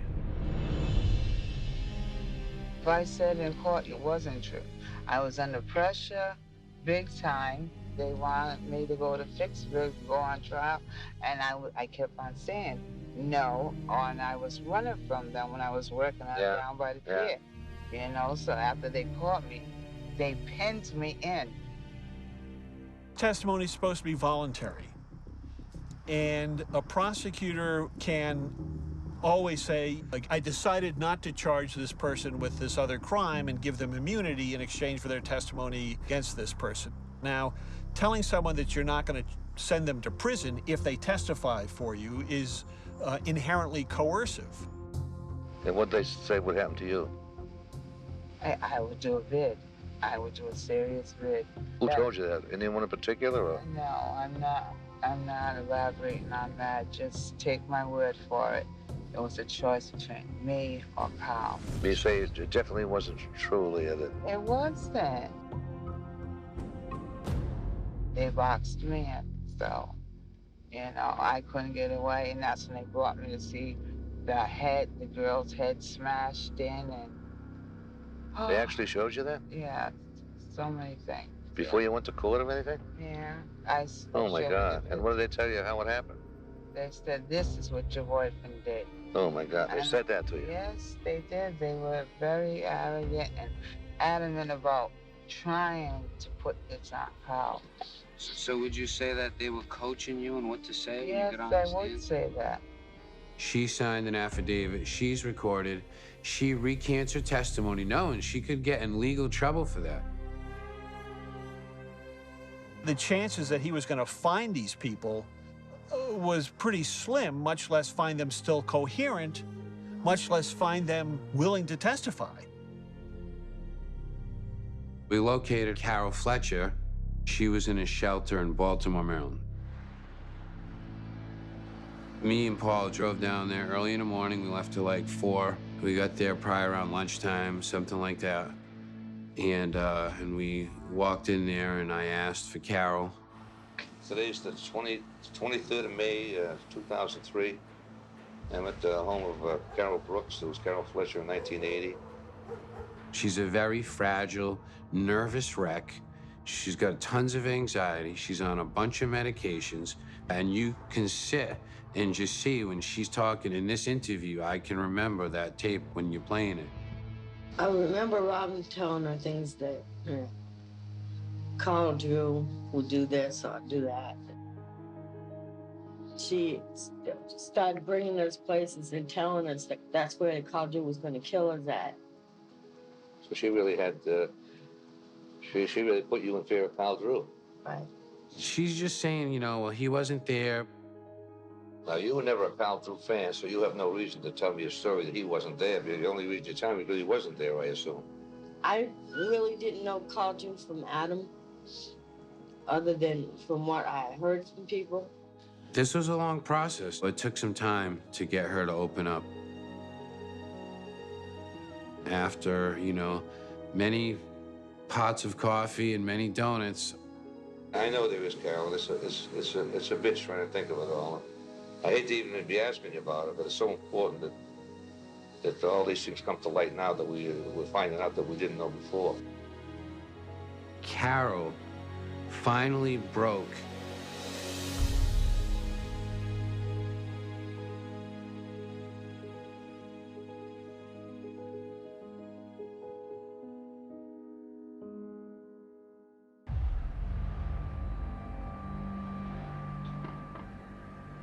You were driving around, Carol, on February the 8th around whatever time it was? Yeah. 7:38, somewhere around there. A little while later, I ran into Karen right around the hub, and she got in the car. Did you go anywhere then, or did you just... We drove around at least a couple of times talking. We stopped and got some beer, cigarettes. Karen, she had admitted that she was there at Dorian Levesque's killing. She said that to you? Yeah, she said that she was there. They made her go. But she didn't say who it was? No. Or who was there? No. She said, you know, if anything happens to me, please don't let nothing happen to JJ. She didn't know who to trust anymore. She was like... She told you that? Yeah. And then a chick pulled up on the side, car pulled up on the side. And he said... What kind of car was it? It was a green Duster. A green Duster, yeah. And the car pulled up on the side, asked her how much. She said 35. He said, okay, so she got out of the car, got in the guy's car, and left. And then what did you do? Then I rode around a little bit, and then I went to Harbor Terrace because I figured that she'd probably go down there looking for Robin. So I went down there, and they were standing outside. There was a blue car, and they were standing outside arguing in front of. She said, this is what really happened, was that Karen was coerced onto the roof of Harbor Terrace. Carl wasn't even there. It never happened in the woods. It was on the roof of Harbor Terrace, which blew us away. We had no idea about it. How was Karen? Was she in... She was crying. Yeah, she was crying, huh? Yeah, she was crying. Robin pulled out a knife, grabbed her by the hair, pulled out her knife. You saw what you saw, and you don't know whether she was killed, but you saw what you saw, and you left. Right. On the roof. You saw her pulling the hair out. Pulling her hair out, and I saw the knife. And the knife, and you left. Yeah. So. I'm not sure if she had killed her or just hurt her. I wasn't sure. The revelation that we got from Carol that no one had ever gotten before was that Carol witnessed Robin Murphy killing Karen Marsden, or she was right nearby when it happened. Robin Murphy actually killed Karen Marsden. The DA's office made a mistake. Here was finally independent evidence that Murphy had killed Marsden without Carl Drew being present. She beat the Fall River Police Department. She got away with murders. Then she went over their heads and went directly to the prosecutor. Like I've been saying from day one, you know what I mean? It's shame from the Fall River Police to the state police and the Bristol County DA's office. They're all manipulated by this girl. Robin masterminded all of this. I say she was the mastermind. Yeah, she was. At 17 years old, she was able to convince a district attorney and the courts Carl was going to kill her, and that she had no choice but to testify against Carl for what he did. You know, you have to give credit to Robin Murphy, you know? The only thing you can say is that she's a lot smarter than all the fucking people involved in the case.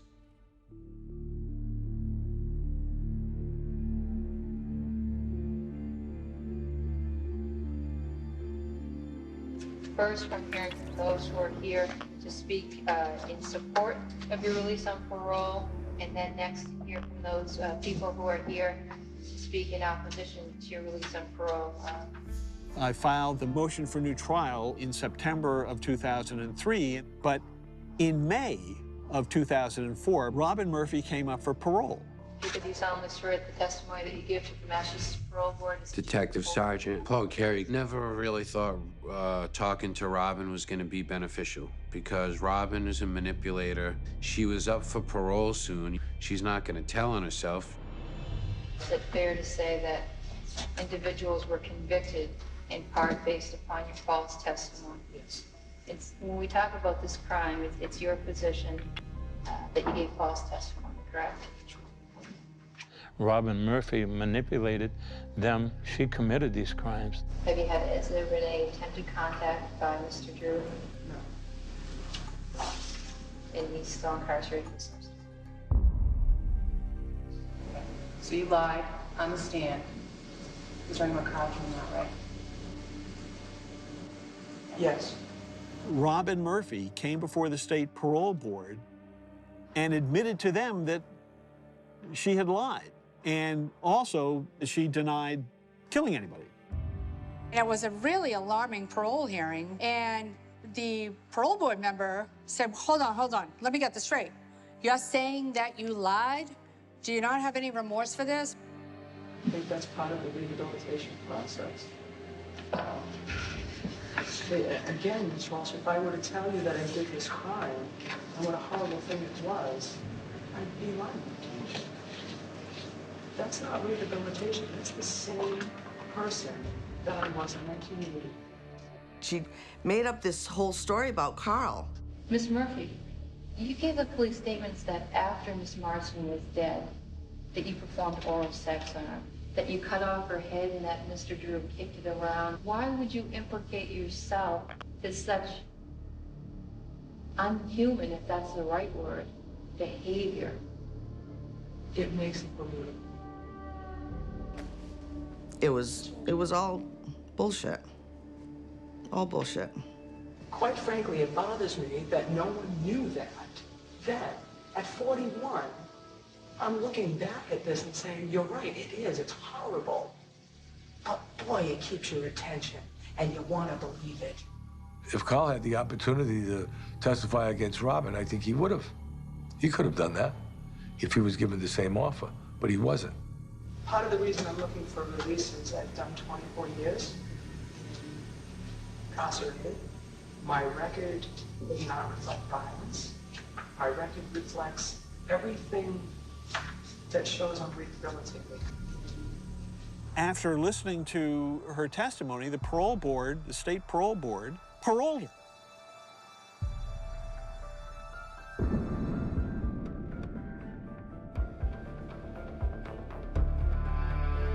They believed her enough to put her back on the street after she'd pled guilty. She beat the parole board by saying, I'm a changed person and I'm gonna be a good girl, I promise. And she was able to get out again, even though they knew she had changed the story.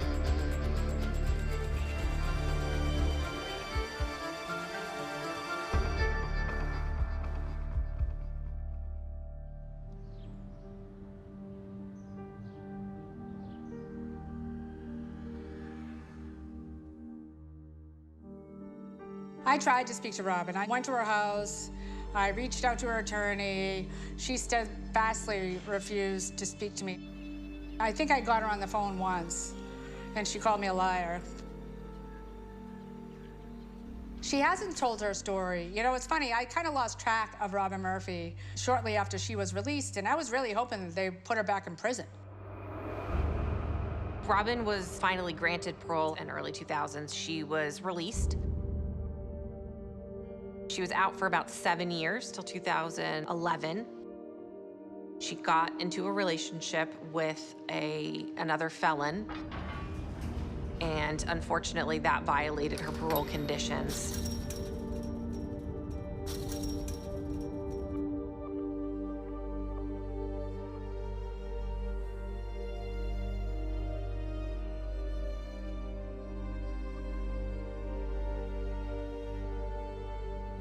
Miss Murphy, you pled guilty and you were committed on a second-degree life sentence as a result of your plea. Yes, sir.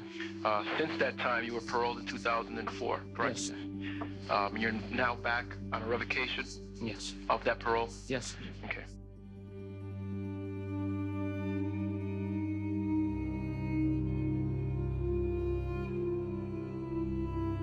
My regret in all that is no one will ever find out what really happened. Because what I said has now become what happened. So the real story will really never come out. Hello, this is a prepaid collect call. I don't know how personal these conversations would be. It would depend on who's around, but literally around me that can eavesdrop on me. I'm pretty much an open book, but some things are just really personal. People just don't know a lot about me.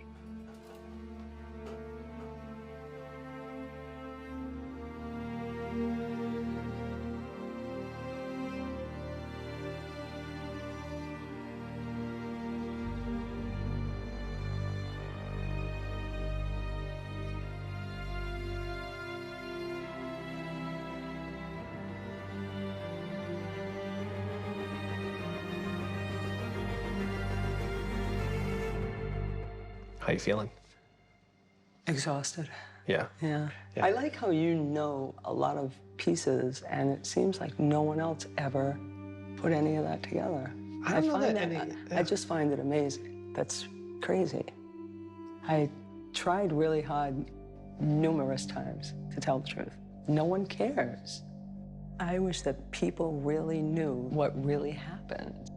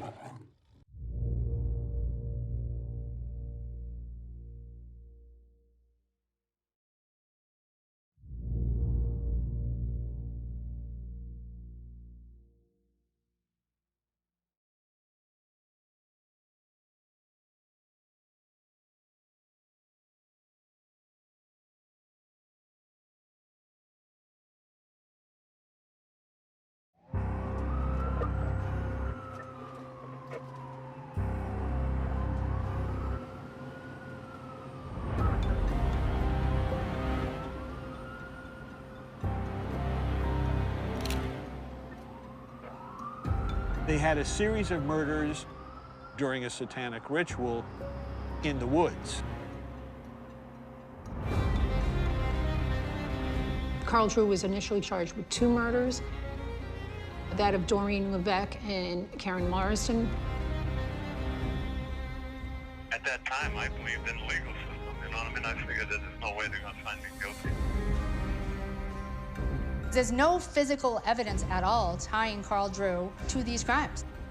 The night that she was supposed to have been killed, I was at my stepmother's wedding. I had photos of me there. Robin was also indicted for murder. She turned state's evidence. I pled guilty in 1981. I gave testimony to the effect that I was present during her murder. Robin was only 17 years old at the time. Robin was caught in the middle of all of this. The bottom line is that Carl was a pimp, and Robin Murphy, she was trying to be a pimp at this time in the same area as Carl. Robin wanted control. She didn't want to be a prostitute. Robin could eat pizza and kill you right after that. You know, Robin is the one who was the main character in putting him away. Robin Murphy came before the state parole board and admitted to them that she had lied. Robin masterminded all of this. You know, you have to give credit to Robin Murphy. The only thing you can say is that she's a lot smarter than all the fucking people involved in the case. I think it's amazing that you're uncovering a whole lot of things, which basically lets somebody know that I was telling the truth, I've tried to tell the truth. And now I'm just not gonna lie anymore.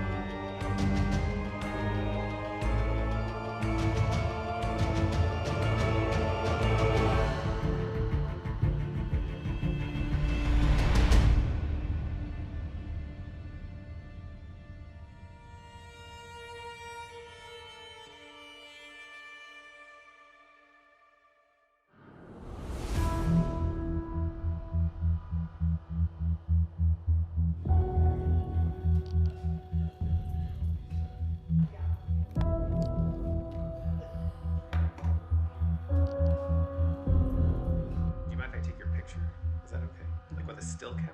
Why? Just because it will help. It's a visual and it will just help. Sure.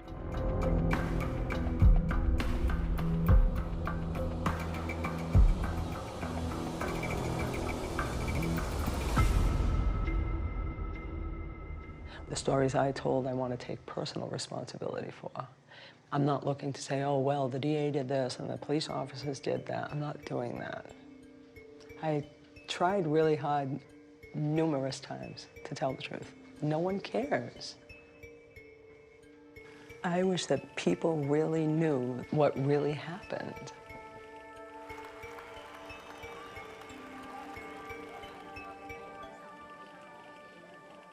I thought I was all grown up at a very young age. Probably because of the things that happened, didn't allow me to be a kid.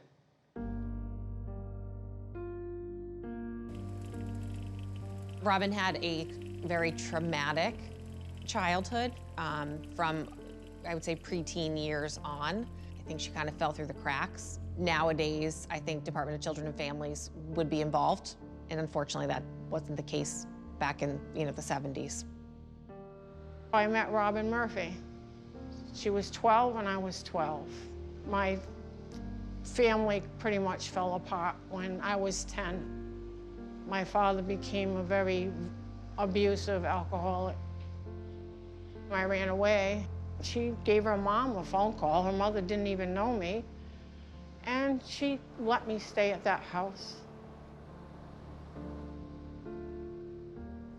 I met her when I was about 12. I felt bad for her.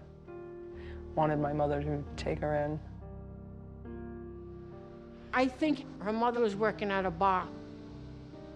There was no parent in that house at all. There was no parent. Like, altogether, I probably saw her mother when I was living there like 5 times.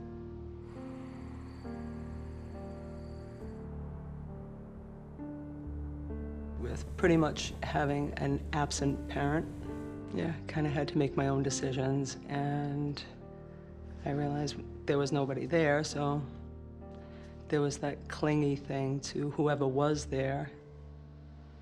Her father was living on County Street in Fall River, and twice I walked from one side of the city with Robin because she wanted to see her dad. I told my mother I wanted to go live with my father at one point. Her dad wouldn't even open the door, said, "Go away, I'm married." She wanted to be accepted by her dad, and her dad certainly didn't accept her. I was like, yeah, no, I don't do this anymore. Robin was like the head of the household at 12. She'd be the one cooking that terrible chicken with those russet potatoes and a can of corn every damn night. Robin had 3 brothers. Bobby, the oldest brother, Mark, and Kelly.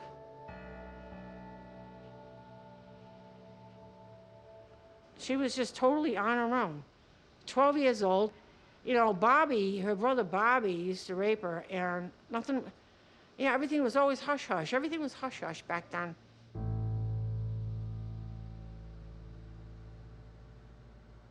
She said, "I don't want to get pregnant from my brother. My mom won't love me anymore." I think with Robin, I think there's a denial factor, and maybe at that age not even knowing it's wrong, you know, maybe having an inkling that this is inappropriate, but not really understanding the gravity of what was happening. Did you try and talk to people about it? I did. Deaf ears. Yeah. My oldest brother acted like things never happened. Bobby was older than Robin. His birthday was in November. That's all I remember. But he was 16. Yeah. 4 years older than Robin. I think as far as parenting goes on my mother's side, she did her best with what she had. That's it. How do you deal with things? I think in her generation, you dealt with things by sweeping them under the carpet. You don't take them out into, you know, to other people.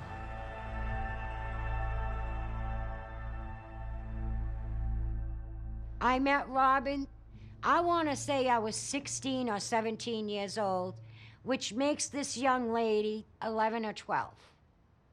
Very young.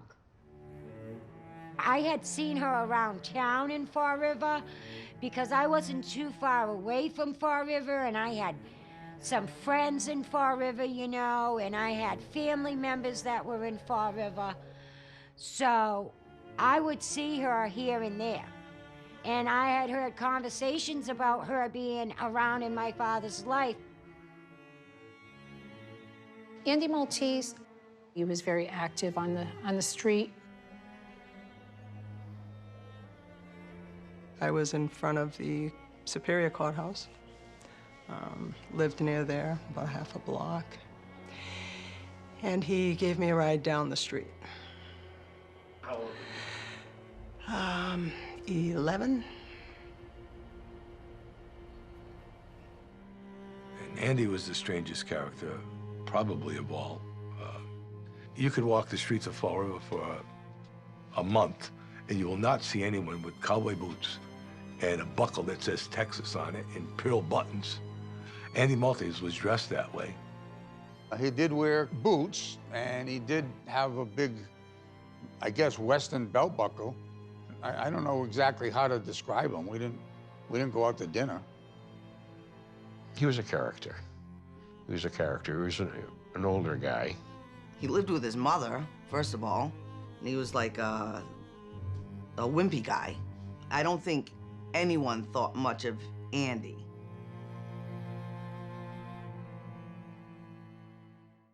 I was molested and raped by Andy Maltese, starting at age 11.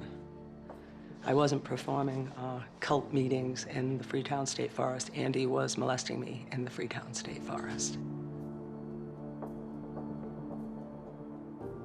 She just ended up, I think, being re-victimized over and over and over, starting at 11.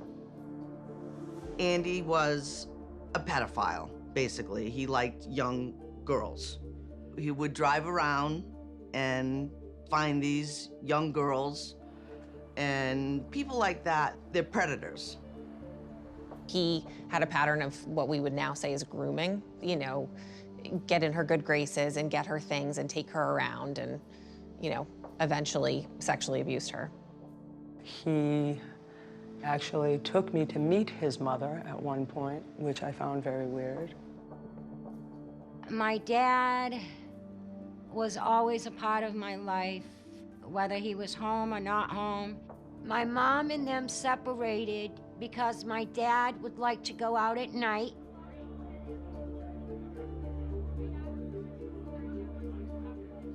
He liked younger women. I mean, I don't know what to tell you, but that was just his thing. I know that at one point, the school that I was going to, maybe I was in 7th grade. The school called my mother and wanted to know who the man was in the red car that was waiting for me every day, and that was Andy Maltese. My mother asked me, and I told her it was none of her business, and that was good enough. I don't know if it's she didn't care or she just didn't know what to do about it. No one stood up for her. You know, she kind of had to learn to handle things by herself, and had a very skewed view of what's appropriate and what's not appropriate, and very limited trust in people. Robin Murphy tried to find other victims so she would not have to have any kind of sexual relationship with Andy Maltese.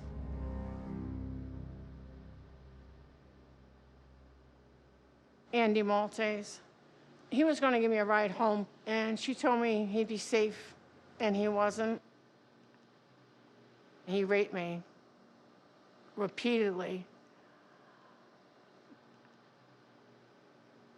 Nobody knows. I guess everybody who's watching it's gonna know about me now, but it's okay. He tied my hands behind a pine tree.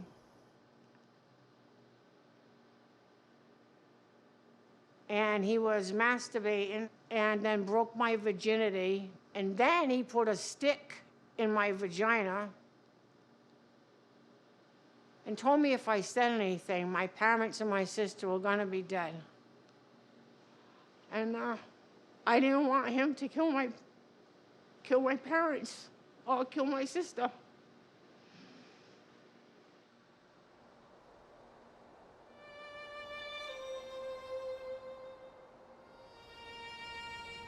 I went to the police station and told them about Andy. They wouldn't even take my statement because I was only 12. They didn't care. They didn't care. I guess it was something that was overlooked. And I don't mean to put men down, but it seems like men were always privileged and women were not.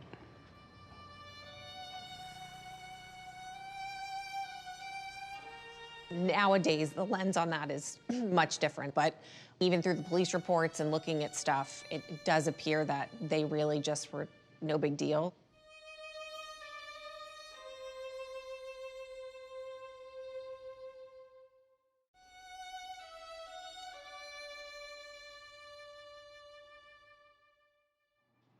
Were you pursuing him as a sex offender at all? No. Why not? No, because at that time, we were just interested in the homicides.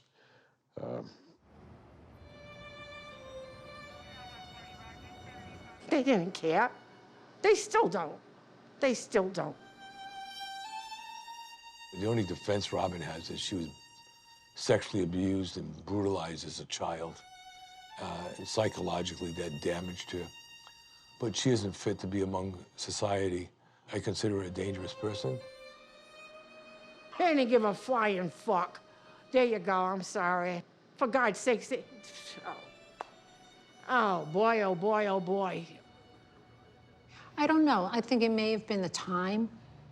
People in the 70s and even the early 80s, child rape cases were not pursued the way they are today. They may have thought that it was consensual, so it's all okay. It's not.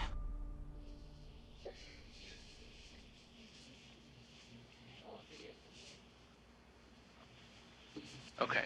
There was a long relationship with Andy Malte. Yes. About roughly 6 years? Since you were 11 or 12 years old? Correct. He was 44 at the time, right? Okay. I'm really not sure.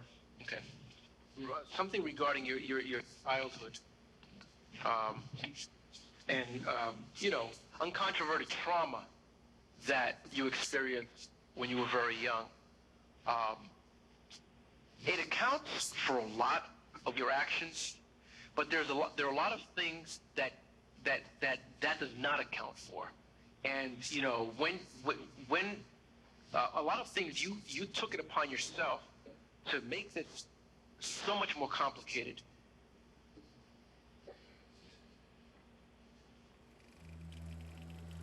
Andy bought me 2 puppies after he molested me, and he did call my parents' house one time, and my father picked up the phone. My dad knew something was up, but he didn't say anything. That made it worse for me. That made it worse for me. Andy killed my other puppy in front of me. He says, "Now this is going to be your father." That experience has traumatized my life for the rest of my life. The nightmares don't go away. A lot of times, kids who are victimized and abused continue to be victimized and abused by other people. You know, almost like they have a target on them. I think with Robin, it definitely impacted any form of any close relationship she had with anyone. What did you perceive as behaviors or character traits that you needed to address during your incarceration to be rehabilitated? I would say anger, but the anger came from hurt, and that came as a result of abuse and neglect.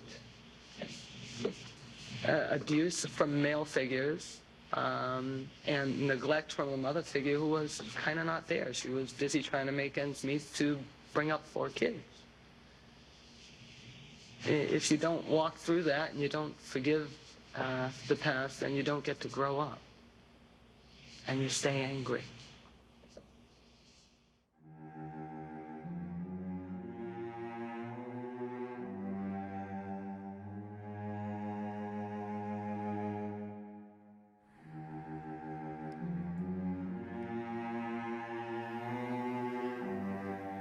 Robin, she got pregnant, had a son. I believe she was barely 16. I had a gay brother. He was 2 years older than me. I got pregnant by one of my brother's lovers at the Holiday Inn, actually. Yes, drinking shots of tequila. When Robin told me she was pregnant, I went to the house and we talked. She said I was raped and I'm effing pregnant. And her mom took the child. I think having a baby and being gay, at that point she was gay, that really messed her head up.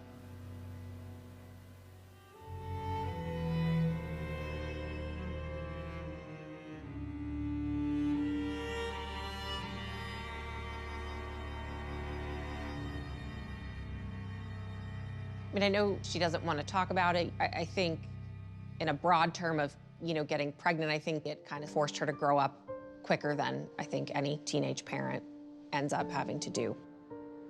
Everything spiraled with Robin. The older she got, having a child, hormones after having a child at a young age, depressed all the time.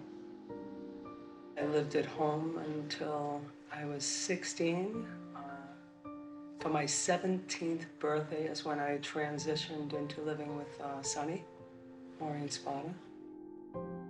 Sonny Spada, she was a friend of Robin's, and they were allegedly having a lesbian relationship. Sonny Spada had a history of prostitution, and she lived at Harbor Terrace, which was a housing development no longer in existence. Robin was over there constantly, and Sonny was friendly with Carl Drew. She was friendly with the whole group. I know that I never enjoyed the company of men sexually. So we kind of hung at the gay bars. I met Sonny there. She seemed nice. That got different really quick, but at the time she seemed nice. We spent a lot of time in Sonny's apartment. It was a place for us to meet. It's hard to understand it. Why would they want the police detectives around in Sonny Spada's apartment? But they thought if they could gather information from us. We knew we could get information from them, and they were too afraid to keep us away. The amount of time we spent with these girls is incredible. To me, they were never cops. They had badges. They just didn't operate like police officers. There was some concerns about how Fall River was getting information from informants. They were perceived as hanging out with them too much, drinking with them, getting too, at least the perception was that they were getting too friendly. We were given the green light by our commander at the time, so anything that we had to do to do that included us bringing alcohol, marijuana into the apartment. We did it. You had girls being exploited, and they just weren't particularly concerned about the exploitation factor of those girls.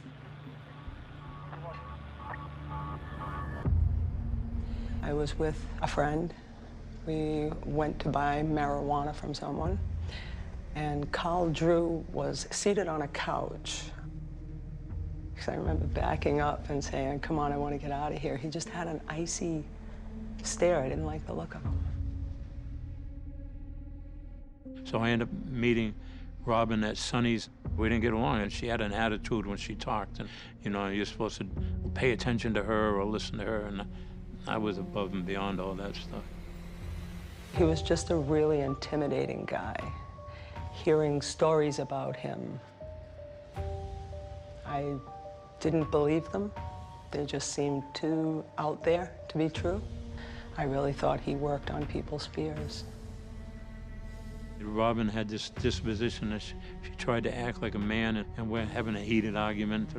And I got to a point where I wanted to punch her, but I didn't. I ended up open slapping her and knocking her on her ass.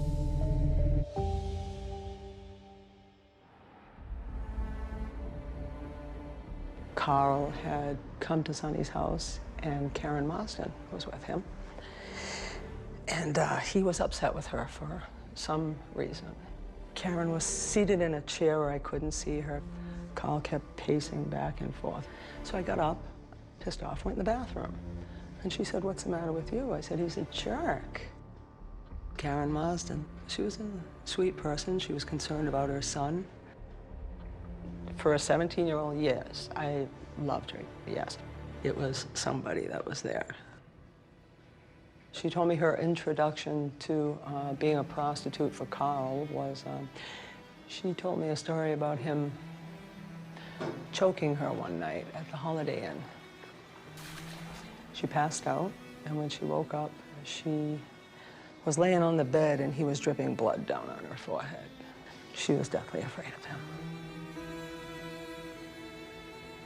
Carl decided he should take her car and basically had her doing drugs. Very unfortunate. I took her to the Corrigan Mental Health Unit. I needed somebody to look at her and try to help her. They gave her Haldol, whatever the heck that is, and sent her on her way. That was how they treated that, drugs with more drugs and more drugs.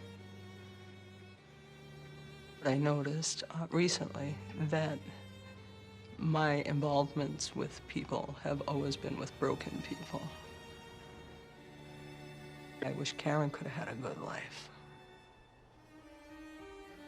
Robin's father let her down for not caring or having the time for her. Then you got Andy, and then you got Carl Drew.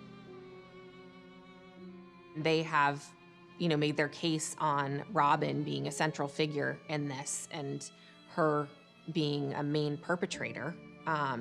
Instead of a victim, she fell in with this crowd of people, Carl Drew included, who was a known pimp in Fall River and in his 20s at the time. So to put it on her that she, at 17, was pimping out other girls who were older than her, I think was very short-sighted. Robin did a lot of intimidation, not only with Karen, who she totally controlled, but she did a lot of intimidation with everyone else who worked the street. Keep in mind, Robin was only 17 years old at the time, but a very violent person. They weren't fully grasping, that she was an exploited victim.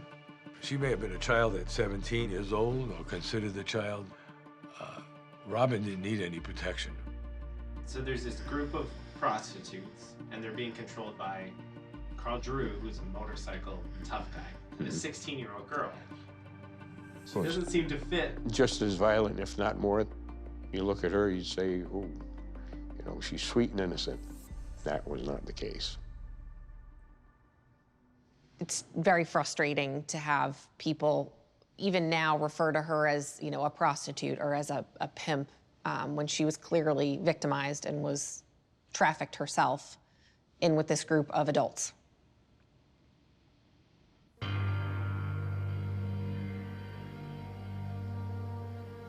I was on call that weekend, Doreen Levesque.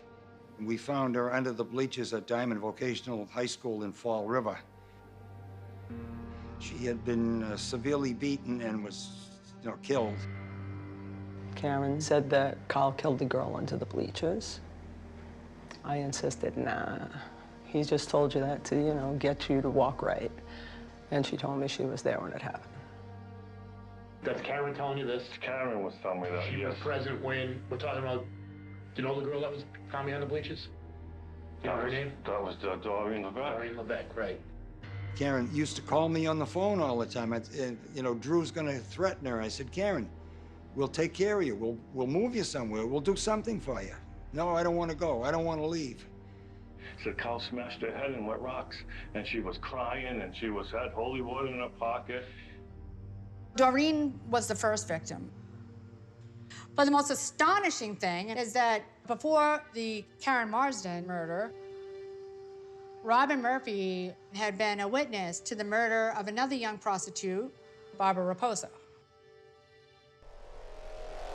That homicide involved Andy Maltese and Robin. Carl wasn't present. None of the other actors were present. I don't like to bring that up, I have to say, because Andy died.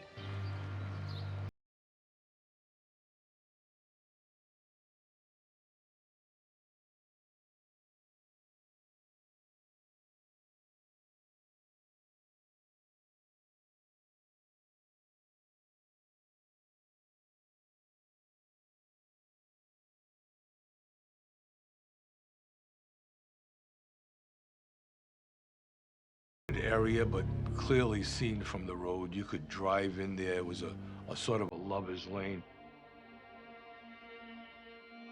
There was a gentleman who was walking his beagle dog. Ground was frozen, and the dog went over, was licking the dead body. That was a Saturday in January, and it was cold. And she was frozen solid. Her face was smashed in. In the area where we found her, There were some cement blocks. The cement block did serious damage to her face. She was severely beaten. Body was completely frozen, rock solid, when we removed it from that location.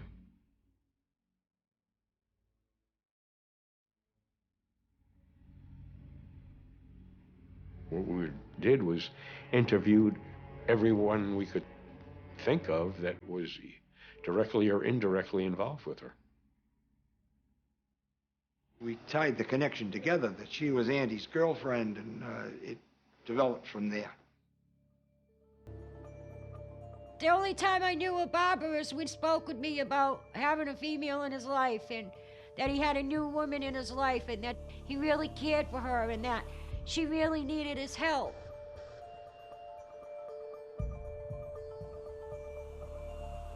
She was 17 and he was 40. And she started dating him. I tried to get her away from him, but she thought he was great. Because at first he was nice, but then he started, you know, giving her more and more drugs. I was best friends with her sister since 2nd grade. She told me when Barbara was 5 months pregnant that it might be Andy's. She had a son. She was younger, so, you know, a lot of people take that like that's a bad thing because it was like probably a 20 years age difference. But I have aunts and uncles today that are that far apart, and they're still married. Barbara was I'm gonna cry, was a good girl. She was in grammar school. She did all the right things. That's why I'm here. I don't remember them talking about her at length ever. I don't remember any pictures of her. She was a beautiful girl. And justice wasn't done for her. I really didn't know much about Barbara until we found her body. The night that she disappeared, she was thinking of leaving, and she was getting a clearer head. And she was finally thinking, I have a life to live, I have a son, I'm gonna fix this and get out. And she disappeared, and she was killed. Barbara was affiliating, is probably the correct word, with this other guy. But Andy was jealous of the relationship. That's really a part of an abusive relationship. She wants to leave Fall River. She wants to move on with her life because she is really only a kid. He doesn't want her to leave. Andy was the main suspect in the case. I was 100% convinced that he didn't murder Barbara Raposa. The medical examiner testified that from the wounds he saw on Barbara Raposa, whoever did that would have been covered with blood. Andy lived with his mother. It was a very small apartment. Andy's mother said she didn't hear him come in late. When he came in, she didn't hear him take a shower. She didn't find any bloody clothes. My father was not there. He was home in bed. Just like my memory said, she's not gonna lie. She's a French woman from Canada.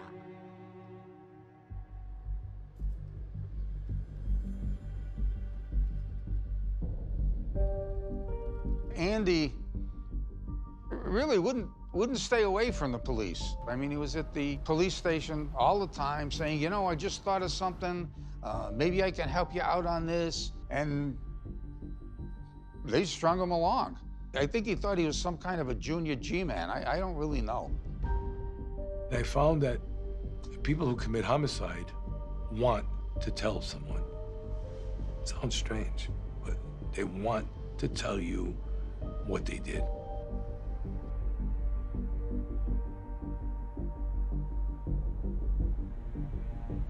Midnight, I think on a Friday or a Saturday evening, Andy Maltese came into our office.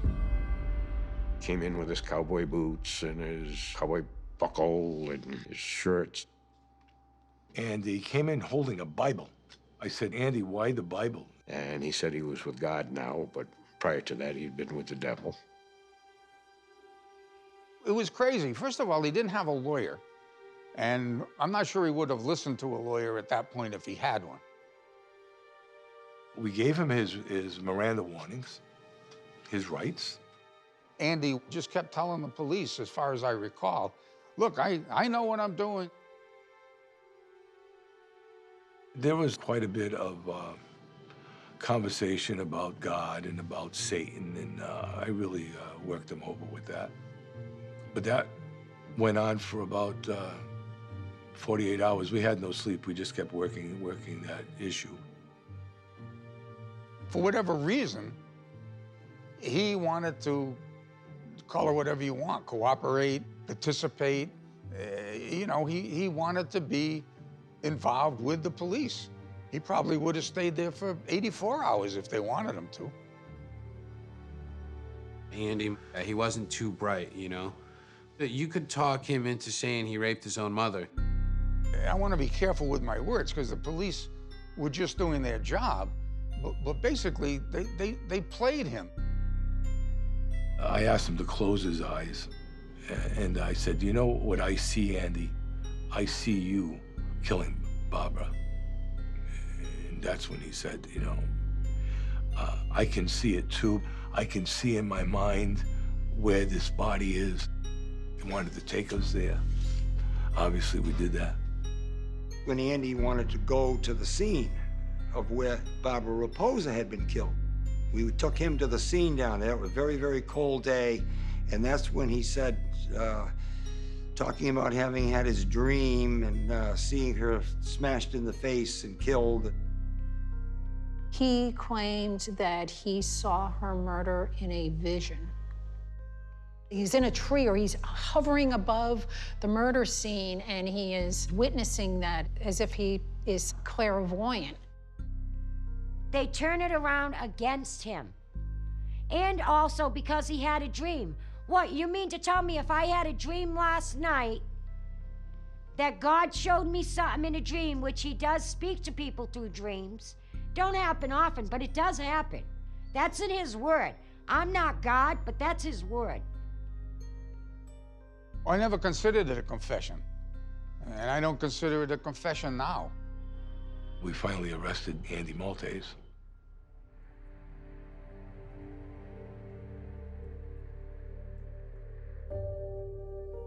My dad was my best friend. I was looking for him. We had stayed in constant contact. You know, I was 19 years old. And we had plans to hook up and meet each other in Fall River. Well, I went to go meet him, and he was nowhere to be found. That's when I found out that they arrested him. They arrested him. I said, what do you mean they arrested him? They arrested him for murder. I said, you people are out of your mind. He didn't kill anybody. And after Andy admitted to it, Robin came through with the full story. Andy told me that Barbara was laying dead somewhere in the woods. And of course, I told him, no, she's probably just running away from you. He said, no, she's laying in the woods. Andy Maltese told me a story that angels carried him over Barbara while she was being murdered. He said that Barbara was bludgeoned to death before she was found, that angels carried him over. She was in a wooded area, that she was tied up and beaten to death with a rock. When I told the police that, they said he had told them the same story. I said, well, if I was there, if I was in the car with them, is that good? Does that pick him up? And it did. She turned around and said that she was in the car with Barbara and Andy. Andy's statements didn't help him. Without Robin Murphy, they wouldn't have had a case at all. I thought she was lying from the first day I met her. But I could never get her into a position where she was so contradictory that it was obvious she was lying. Andy Malte's lawyer asked me if I lied about Andy because of what he did to me when I was a kid. I didn't say he murdered Barbara because of what he did to me, but so that he couldn't do it to anyone else. And it worked. And in my mind, I figured, okay, if I say that, he'll go to jail. And then he can't molest any more little girls. Her coming forward was definitely a way of fighting back and regaining some power in her life. Andy Maltese abused her, ruined her life, hurt her physically, emotionally, mentally. Andy Maltese, he should have been castrated. He should have been castrated.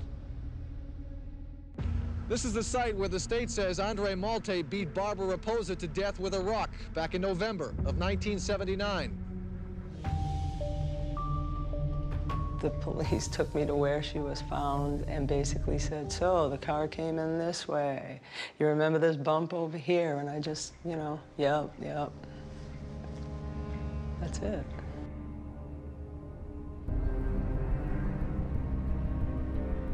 Robin, she was very smart. She's the best witness I ever saw.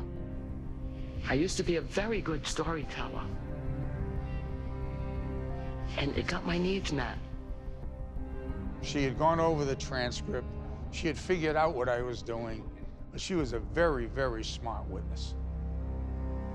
We watched him go in and out of the courthouse in a wheelchair because through all of this, he had a stroke. He had 3 strokes.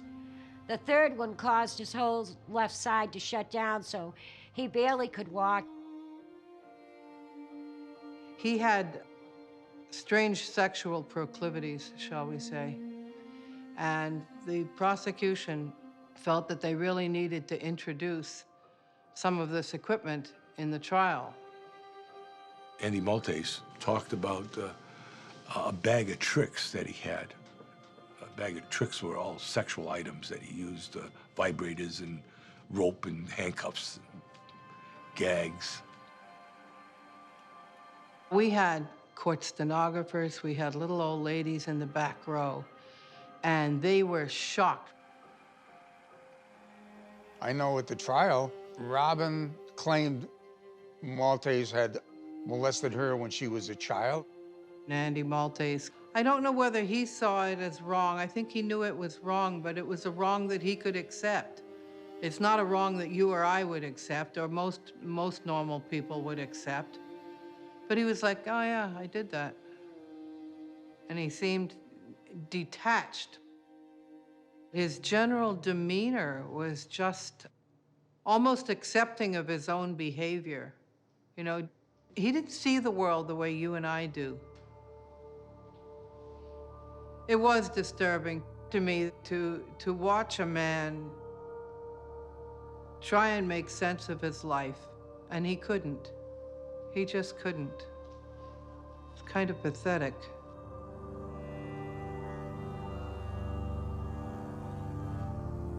Andy ended up in state prison for the mentally impaired and died later of a stroke. He always tried to be strong for us kids, but you could see the brokenness. You could see the suffering in him. Did you ever meet Andy Maltese before all this happened? No, I only met him that once when he was in a wheelchair and all this stuff. He raped Robin at the age of 11 years old and been fucking her ever since. Yeah. You know what I mean? I told him, listen, you're an asshole.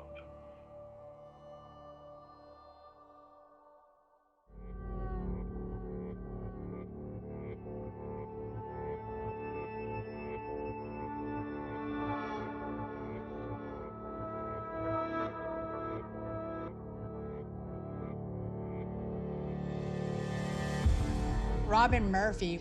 You have her as the key witness in a homicide case, and now you have, you know, the Karen Marsden murder.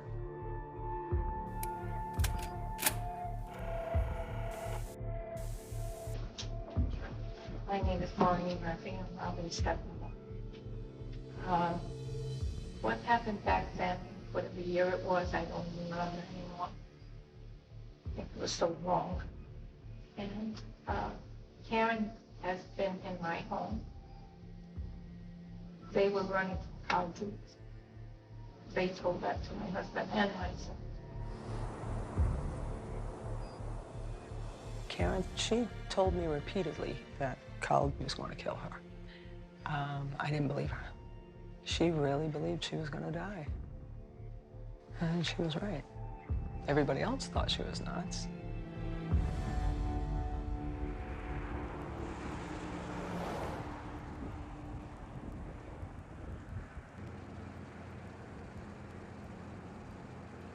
On February 8th, Karen and I were all together. We parted ways. I went to Maureen Spotter's house, AKA Sunny. My intent that night was to cheat on Karen with Maureen Spotter. The next day, Karen didn't go back to her grandmother's, and I couldn't find her anywhere. I had talked to the state police. They couldn't do anything about it. Carl said he was going to kill Karen. You heard him say this? Yes. I truly believe that Carl Drew killed Karen Marsden. Yes. Carl Drew wasn't getting arrested for murdering the woman who said he was going to do it. I really wanted him to not hurt anybody else. That's all. Grand jury murder indictments were handed down today for the death of 20-year-old Karen Marsden. Ron Pena, who was the district attorney at the time, I'm sure he was under a lot of pressure to get this straightened out, so he corralled Robin. We have an individual who has come forward and talked to us and has testified or spoken to us and identified exactly what we feel happened that night, and on a night when Karen Marsden disappeared. We finally concocted a story of how she was killed. I must have been a prime candidate to help them out with what they wanted to accomplish. And they also became that for me, unfortunately. I mean, here they've got one witness that they can make one deal with that serves up on a silver platter 2 murders.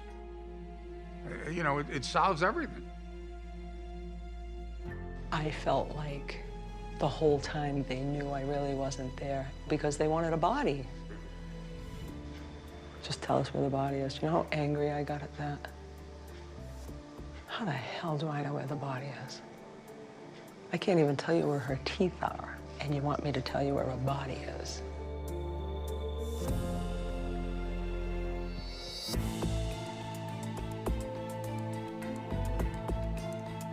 When they found the skull, I went there. I drove to the scene with the state trooper. So I did know the layout, but not because I had ever been there before. It's hard to explain. They just kind of guide you down a road. There's no way. There's just no way. They had to know what they were doing.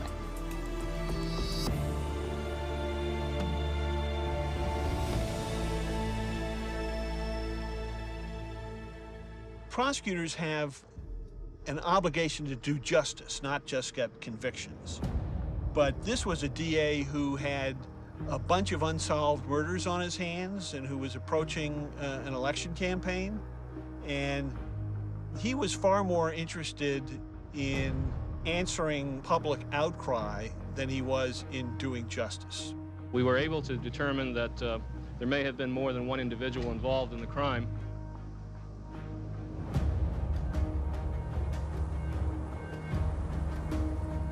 I actually was shown the photos of how they found her.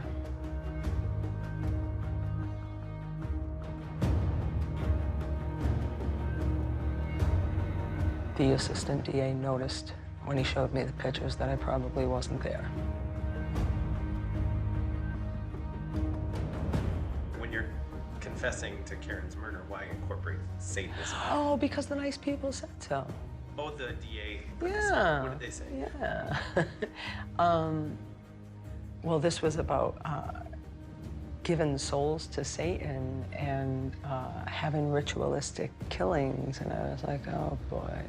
You mean like carving up things? You'd be like, yeah, that was good. Okay. Who's saying this? Ronald Pena. And I know it sounds stupid now, but come on, you gotta go back to 1979. People don't worship the devil. You know what I mean? Prosecutors in the mid-1980s who have been exposed to this satanic ritual narrative might be a lot more likely to assume that there's something devilly going on there. The willingness by police officers and attorneys to embrace these stories is rooted in the fact that many of them were already primed by a literal Bible belief. The city of Fall River, we had like 9 Catholic consecrated churches in the city, which was one of the largest anywhere in the United States. They had been primed to believe in a God and a devil. They would naturally drift into the narrative that, well, Satan was behind this. I felt like I was doing what people wanted me to do, solve these murders and have the people go to jail that committed the crimes.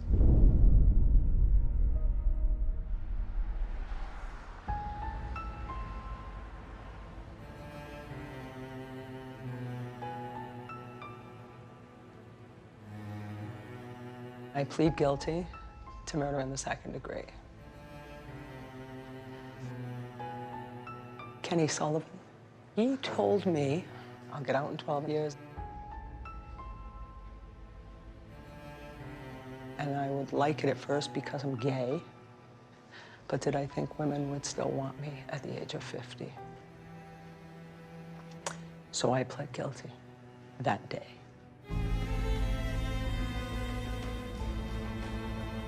I was supposed to take the stand. Before I took the stand, they said, okay, you're going to testify about the Doreen LeVeque murder. And I said, but I really don't know anything about it. I lied, I was never there.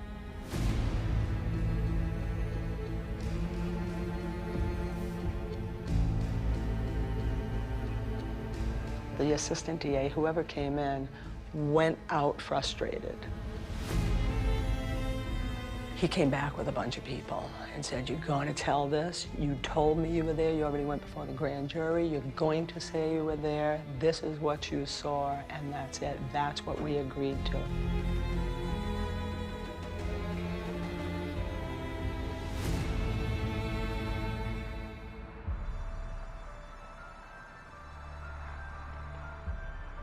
You have a 16, 17-year-old girl who is very articulate and who could be prompted to say pretty much anything that people wanted her to say in order to have the headlines that these Fall River satanic cult murders were solved. Nothing to worry about, folks. We put the people away. Without Robin, the district attorney didn't have Carl. It was almost like she was the prize to solve this serious crime and to put Carl away at whatever cost. Robin Murphy looked a lot different in 1980 than she does today. In 1980, she looked like an innocent girl next door, and they intentionally dressed her up to look that part. You know, she's wearing little pleated skirts and, you know, button-up blouses, and her long hair is cascading over her shoulders, and she's talking about the horrific abuse she suffered at the hands of Carl Drew. I mean, who are you gonna believe?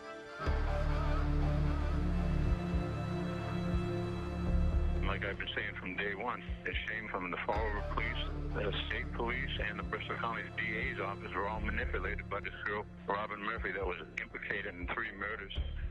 You know what I mean? I'm like, what the hell, you know what I mean? My life's on the line for these people playing these games. Just as we have a God, I do believe that we have a Satan. And I also believe that good always overcomes evil. That's just how I was raised. You know, there's a lot of questions, and they're probably all going to remain unanswered.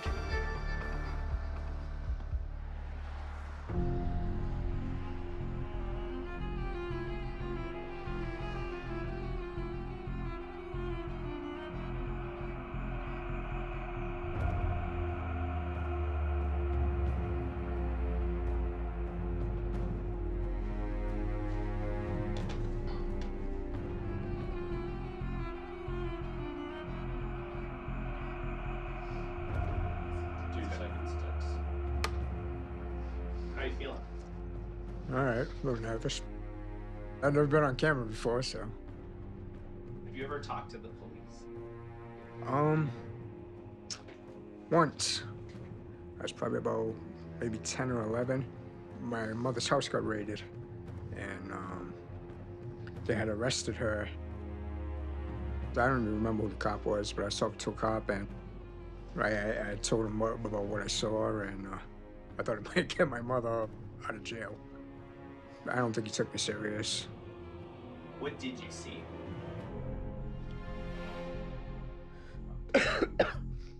So when I was probably about, I don't know, 5 or 6, I had told my mother that I had saw these people killing a girl.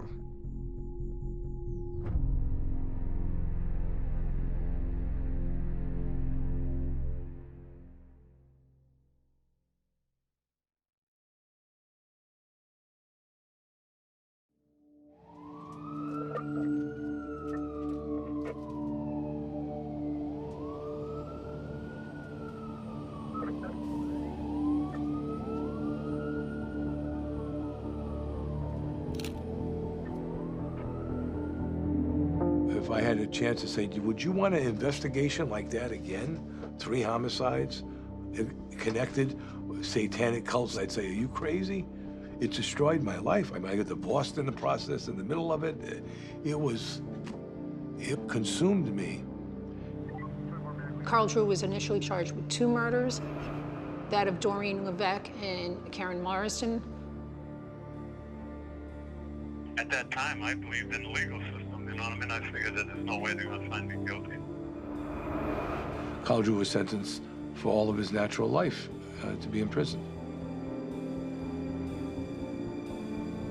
There were many aspects that corroborated Carl's innocence story that had been omitted or trampled under at trial.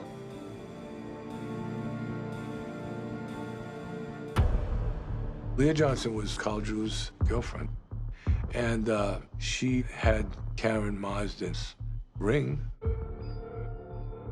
The ring placed Carl at the scene of the homicide.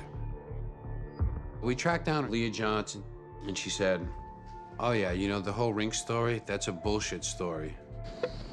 If I said in court it wasn't true. Carol Fletcher, she was another prostitute. We spoke to her several times. Carol witnessed Robin Murphy killing Karen Marsden.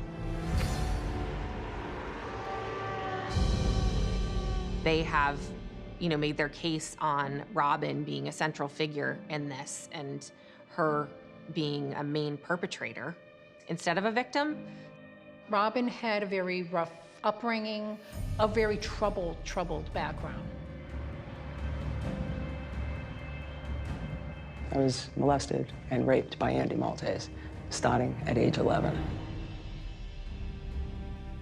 Andy was a pedophile, basically. He liked young girls. Andy Maltese. He was going to give me a ride home. He repeatedly raped me. He would drive around and find these young girls.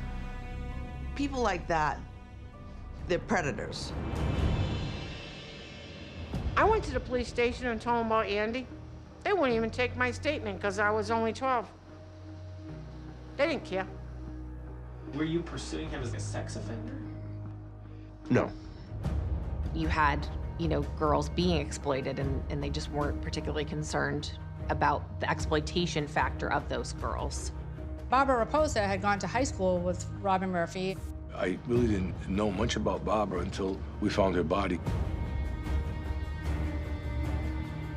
Andy Maltese, I didn't say he murdered Barbara because of what he did to me, but so that he couldn't do it to anyone else. And it worked. Without Robin Murphy, they wouldn't have had a case at all. How do we know what is the truth today? I don't think you do. It does not stand to reason that one 17-year-old woman would be at 3 separate murders committed by separate men at separate times, in separate places. It just doesn't make sense. How can one person be in all these places? What is she, Forrest Gump?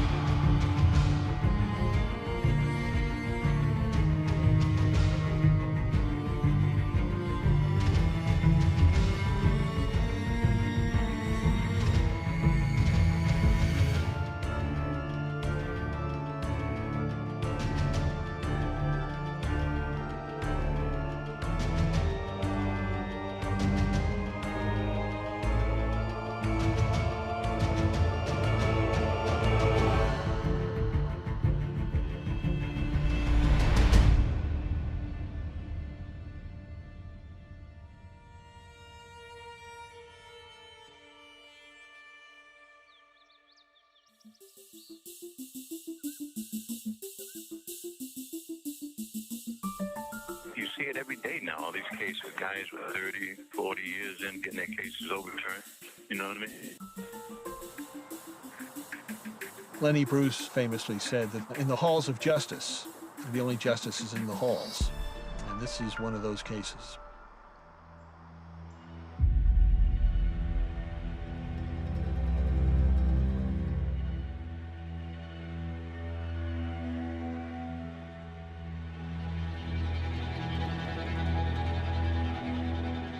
Carl Drew went to prison based entirely on the word of these women whose stories never matched up, not once, not ever, not once on the stand, not once in interviews with the cops. Nothing added up. Mike Cutler was appointed to me as an attorney, and he ended up putting all this stuff together. We submitted it into court,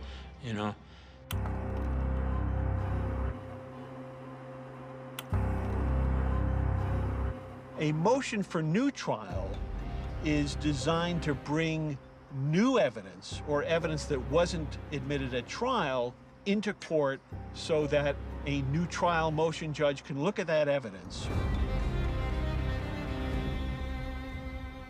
And the judge granted that motion. We were granted the evidentiary hearing. We produced the evidence. Everybody who said this is what happened recanted and said they were coerced. Would you say that they were coaching you on what to say when you Yes, get on the I stand? would say that. You gave false testimony, correct?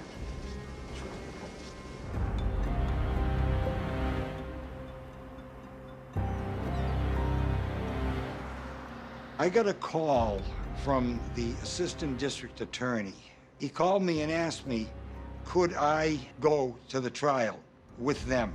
And I said, yes, it's too important a case to have to retry. These cases ultimately, unless you have forensic evidence, come down to a credibility contest. The witnesses, Fletcher and Johnson, were in tough shape, yet they kept it together and they showed up.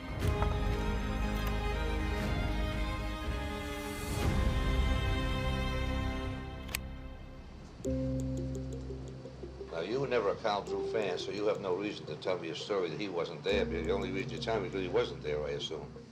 Carol Fletcher, she said Carl shouldn't even be in jail at all. I really didn't know Carl Drew from Adam, other than from what I heard from people. She said he wasn't there What happened at the trial was that we were all coerced, we were all threatened that, you know, they'd put us in jail or whatever. She's like, and of course, we all have criminal backgrounds. We were probably all on probation. And so we just said whatever it was they wanted us to say. There is some amount of witness manipulation that a prosecutor is permitted to do. It's just that telling someone that you're not going to send them to prison if they testify for you is inherently coercive. Yeah, they wanted me to go on trial, and I kept on saying no. I was running from them when I was working down by the pier. So after they caught me, they pinned me in.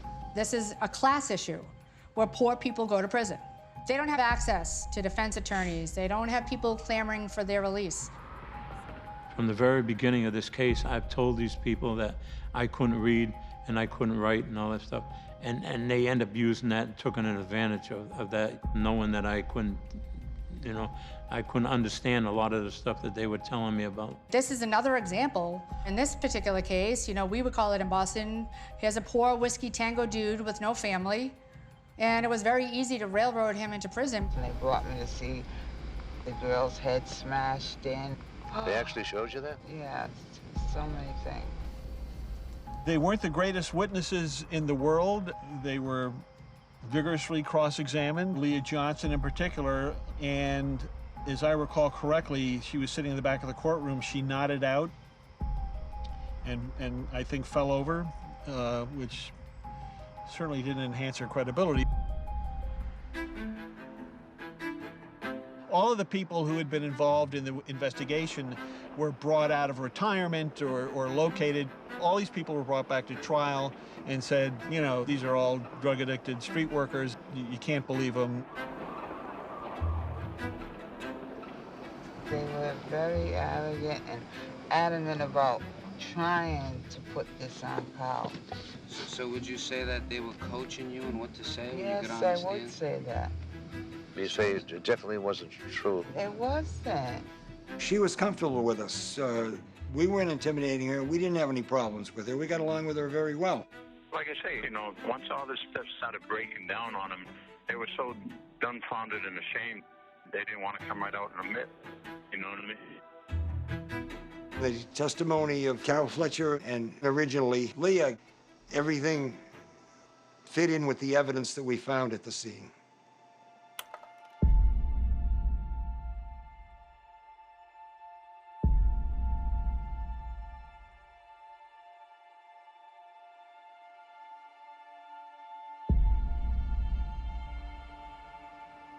We did get the rental car that Carol had driven with that group that night and had it tested by the State Police Crime Lab for blood. We never found any blood. If they had taken Karen Marsden to the woods and chopped her head off and slit her throat, how on earth would they not get any blood in the car? Well, if they didn't use that vehicle, if they used another vehicle, they could have gone back the next day. Either the murder happened the way they said it happened or it didn't. And if you didn't find any blood in the car, then that's not how the murder happened. That's, right? we didn't find any blood in the car because she was killed outside the car. And we didn't find any blood in the car because if the story, the rumors that we heard that she had been cut up and thrown in dumpsters. If you cut someone's head off, you're gonna have a lot of blood. Yes, you are. And if you get back into a car, you're gonna get blood in the car. Absolutely. But if So they... then the story isn't true. There's no physical evidence at all tying Carl Drew to these crimes. Not a single iota of physical evidence. Karen was killed where she was killed off Robert Street, Family Beach in Westport. That's where her clothing was found. That's where her hair was found. Couldn't her body have been dumped there? No. They know, the state cops know. They know what they did. They know what the DA wanted. They did what they had to do, and they're not going to change their mind about nothing now, you know?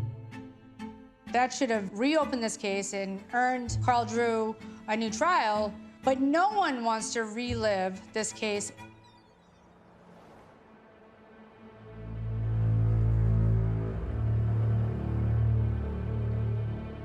I called Robin Murphy as our witness. I had her parole hearing in which she said she had lied. When we talk about this crime, it's your position that you gave false testimony, correct? There was a palpable sense of evil in the room, at least to my perception. And she spit out her testimony. And she couldn't deny the fact that she had recanted under oath at the parole hearing. So you lied on the stand. Is there anyone called you on that? Yes. But she continued to express hostility towards Carl and tried to say that he had done it, despite her saying that he hadn't done it. If there was a new trial granted, and you can't count on Robin's reliability and testimony, and Carol is now a defense witness, and Leah is a defense witness, then what evidence do you have? Because there wasn't a shred of actual evidence. There's no evidence. There's no evidence that he's guilty. The only evidence was Robin Murphy and Carol Fletcher saying that they were there and saw it happen, and they've both denied it. I sure thought that if I had a straight-up judge, I should have been entitled to the benefit of the doubt. But I didn't have a straight-up judge. They just completely shut it down.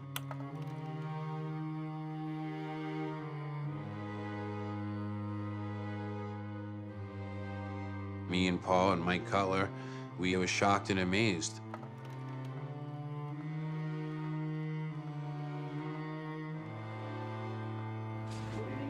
The judge who I was trying the new trial motion to, I later heard rumors was having lunch every day with the former prosecutor on the case to be sure that everything was going in copacetically. No matter what was said at that hearing, because we had all the witnesses recanted, it didn't matter. The judge already, he was so quick at writing his decision. He knew that what he was going to do long before the thing even finished. The judge said, you know what, the new trial isn't going to be granted. It's done. He'll stay in jail forever, and she'll still be able to go out and get parole if she can, and that's it. We don't want to hear it anymore. It was a fucking huge blunder. It's been a difficult process for me to get into this case, a case I worked on for 11 years. It didn't work out for my client. Carl's done 40 years for something that he didn't do, and all of these other people have moved on. Carl's still in prison. Carl has exhausted his appeals. He obviously thought he had a good case for an appeal. That failed. He gets no more bite at the apple, unless there's some new evidence that arises.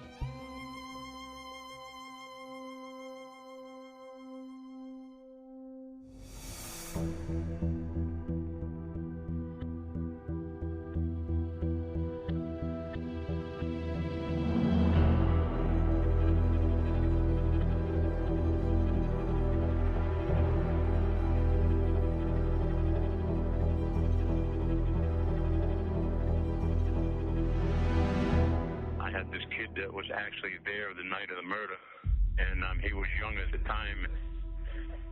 I knew his mother, you know what I mean? He thought I might have been his father because he was trying to find out who his father was, and he knew that I knew his mother, so he ended up finding my Facebook.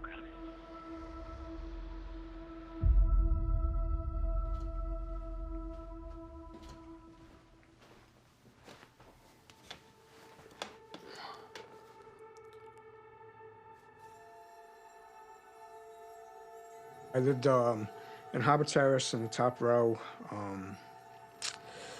2 doors, 2 entryways down from Sonny. Father just wasn't in the picture, and in the project, that wasn't abnormal. And my mother, she died June 14th, 2013. And when she passed, I cleaned out her apartment and I found a baby book, which had like my first steps, when my first steps were, my first toy, and a picture of Carl Drew. He was the first one to come see me in the hospital. I found a Facebook page that Carl had, and he wanted me to go see him, so I did. I asked him if he might know who my father is, and then he ended up telling me there's a chance that he can be my father. I don't know. I don't think so. But, I mean, like I say, it's in the realm of possibility because I did bang his mother and all that stuff.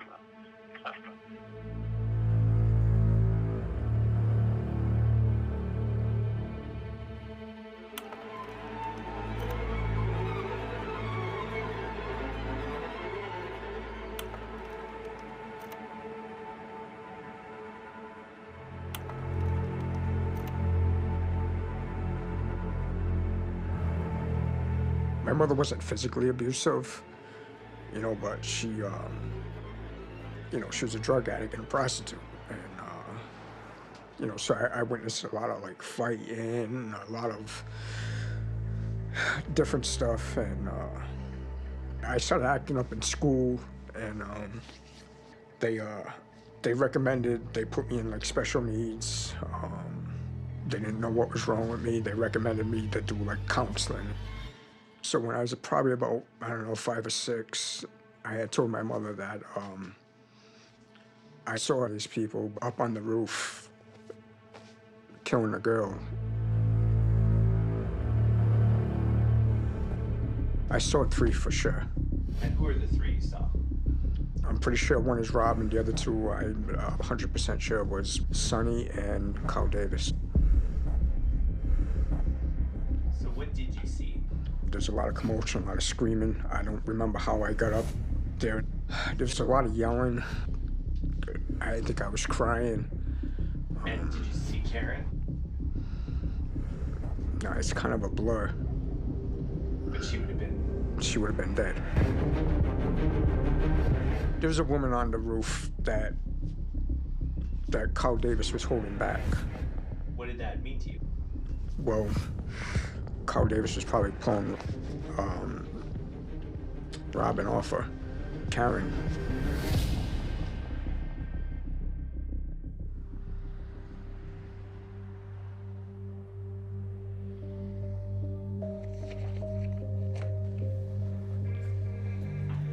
I'm waiting for Carl to call.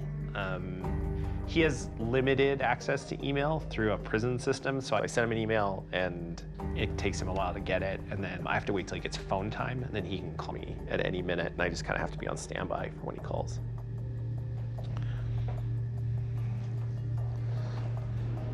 The witness is interesting because I'm not really sure what to believe. I mean, aside from the interview, I spent the whole day with him. You know, I was in Fall River. I spent the whole day with him. I went to lunch with him. I talked to him. I saw his ID. So there's no question he is who he says he is. And I really believe that he believes what he's saying. There's also the issue of him being presumably Carl's son, you know, so he has that motivation to kind of at least tailor his memory to want to help Carl. I don't think he's doing that on purpose, but it's possible. I think the challenge in all this is that everybody has a piece of the puzzle, and we have to step back and look at all the pieces and put that together into a collective story, and that's what tells you what happened. Okay, this is Carl. Hello, this is a prepaid collect call from... Oh, Drew. Hello. Carl. Hey. Carl, can you hear me? Yeah, I can hear you. Okay, so I met with the witness, and he told me about the roof of Harbor Terrace, and I assume he's told you the same thing? Yeah, well, like I said, he came up and visited me and all that stuff and was telling me this whole scenario, how he was there that night he was brought up there. I do think there's another possibility that I want to ask you about, I guess. All right. So, starting with Doreen Levesque, she's the girl under the bleachers. She's killed first. Right. Doreen Levesque, her head and face was so badly distorted from the large stones that they all threw at her face. She was tied up with fishing wire. Her head was crushed with rocks. She was posed in a sexual position. This is something that a male serial killer does to a woman, usually. Then right after Doreen Levesque, like within 25 days, Barbara Raposa is killed. And those two murders are not just similar, they are the same. Yeah. Her hands were tied behind her back also. And they had smashed her in the face with the rock, and her face was completely smashed in. You felt as an investigator that the same person had committed both murders? Yes. What always confused me is that Robin claims that two different people committed these murders. Yeah. Robin said that you killed Doreen Levesque, and she knows that because Karen told her. Right.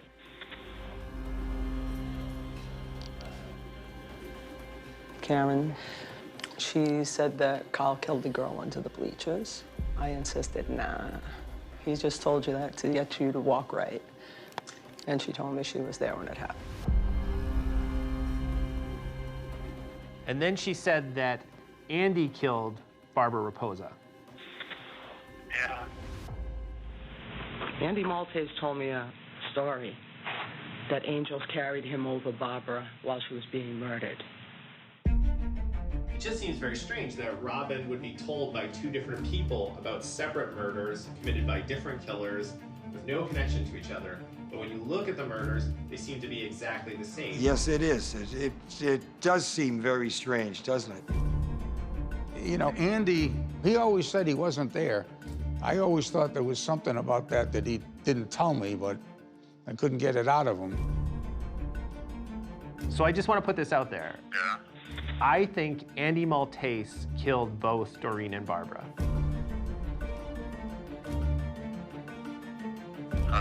Stick with me. So if you look at the location of Barbara and Doreen's murder, they are within miles of each other, and Andy Maltese lives directly in the middle of them. Really? So that could be a coincidence, but that would be a huge coincidence that two young women would be murdered in the exact same way within 6 miles of each other and both within 2 miles of Andy's house. You met Andy at one point, right? The only time I met him was when he was in Walpole, not too long before he died. Walpole's the name of a prison, right? Yeah, that was back in the day. That was one of the toughest joints in Massachusetts. You know, Walpole State Prison. Okay. But he was his worst own enemy anyway. You know what I mean? He was just a blabbering idiot. You know what I mean? He would say things, agitate people, and all that stuff. Okay, well, get this. The police knew Andy had a criminal history that is very similar to these murders. Really? When I had heard that my dad had raped some woman and heard that he was a pedophile and mentally unstable, I started researching it. So I says, well, I'm gonna dig a little deeper. So I called my mother. She says, when I got together with your dad, she said he was just coming out of jail. I said, jail for what? And she says, well, he got a charge for rape. Andy had a background of doing things like that.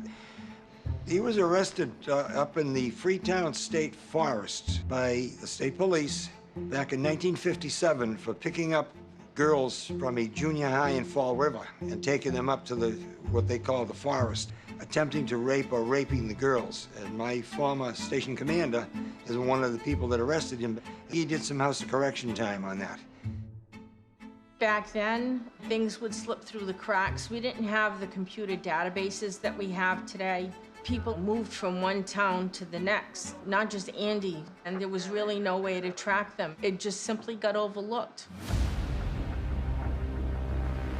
They leave assholes like that on in society, you know what I mean? Yeah, and the crazy thing is that both Doreen and Barbara were tied at their hands and ankles with what they called a white twisted twine. And when you look into it more, it was a white fishing line. And not only is it the same at both murder scenes, but Andy had that in the trunk of his car when they searched it. Right. Andy Maltese, he had a bag of tricks that were all sexual items that he used, vibrators and rope and handcuffs.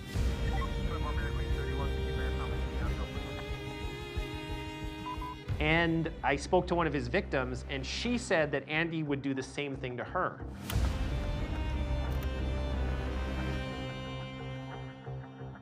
Andy had a freshwater fishing pole, I remember that.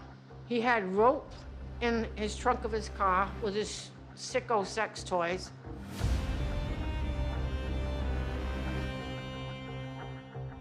He would use rope on me, tie me up, my wrists to my ankles. I was petrified. I was petrified. So Andy killing both Doreen and Barbara makes sense, especially considering that he was the one who was originally suggesting that you were the killer of Doreen Levesque.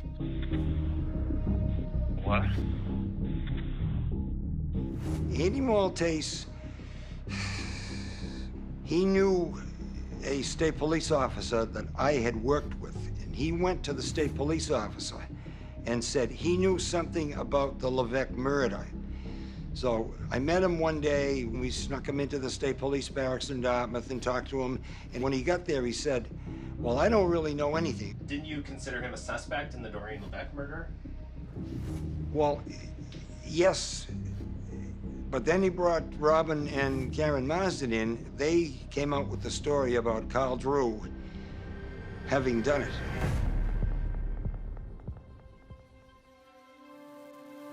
Andy associated with all those girls, Barbara, Robin, Karen Marsden. I never really understood that. So if Andy killed Doreen and Barbara, that still leaves us with Karen Marsden. Right. And the thing about Karen is that she had told lots of people that she witnessed the first murder. Yeah. Karen, she admitted that she was there at Doreen Levesque's killing. She said that to you? Yeah, she said that she was there. They made her go. She didn't say who it was? No. Or who was she there? didn't. No. Myself and Alan had her in the station house with regard to these murders. And she was so scared, she didn't want to even talk about it. She was scared to death. She would never say what she knew, but she was definitely at the scene.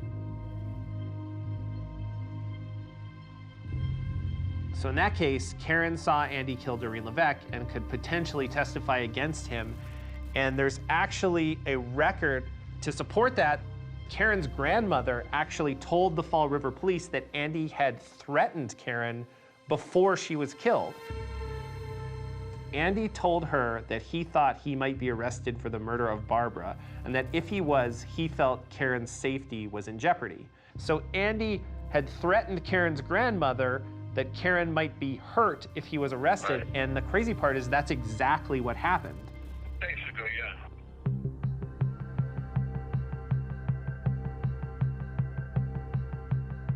So the police knew that Andy and Karen had this relationship and that Andy had threatened Karen, but they never investigated. They thought Andy had an alibi. They thought Andy was in jail at the time of Karen's murder. Right. But in Massachusetts at the time, if you were arrested, you had to be arraigned within 24 hours, and Andy's lawyer had arranged for bail.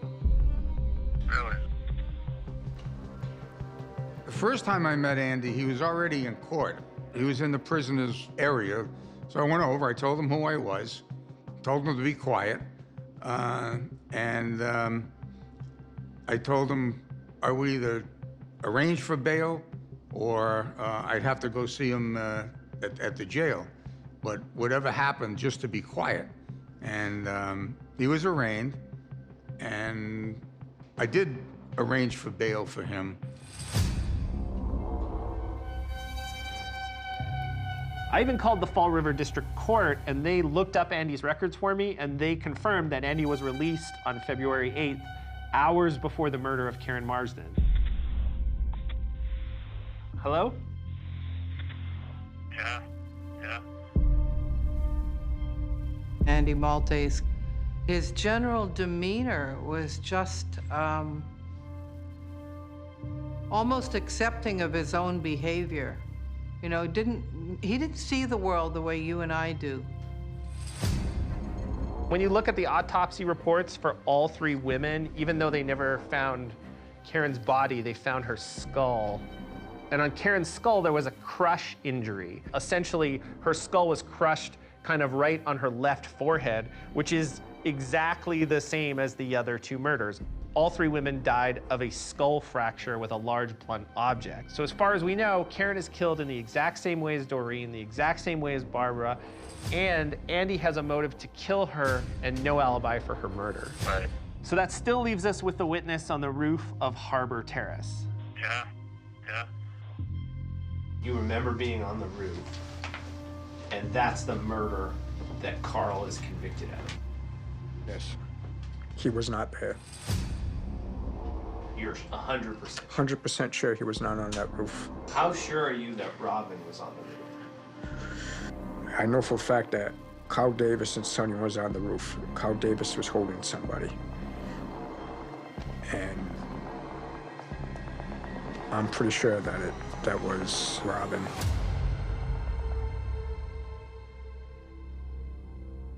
I mean, there's a lot of possibilities there, right? Maybe the witness got the day wrong, maybe he's off by a year, maybe he was 4, not 5. He wasn't even 100% sure that Robin was on the roof. He said he said it was probably Robin. Right. You'd met Carl Davis, right? Yeah, he died not too long ago. Someone gave him a hot shot of dope. You know what I mean? Did you know he was involved with Robin or Karen or Andy? I have no idea. Like I said, I didn't even know that even existed and all that stuff. Like I said, I never dealt with Robin Murphy or Andy Maltese or Carl Davis. So I've been talking to Robin through email. She gets a limited amount of email at the prison. And I've really, really been pushing her to let me come back and interview her on camera, and she's agreed. Right. I have not told her all this. I have not told her about the witness. I've not told her all this stuff about Andy. I don't even know if she knows about Andy's criminal history. Yeah. I want to tell her in person and give her a chance to either explain herself or maybe fill in something else that we're missing. She knew Andy the best out of anyone, unfortunately. Right. So I'm gonna fly to Boston and go back into the prison and interview her on camera this time. You have 1 minute left. All right. But either way, I mean, to me, I see all this as just more proof of your innocence, and so I think we need to get this to someone. Yeah. Yeah. Okay, good. Thank you, buddy. I love you, man. Thanks, man. Talk to you soon. Bye.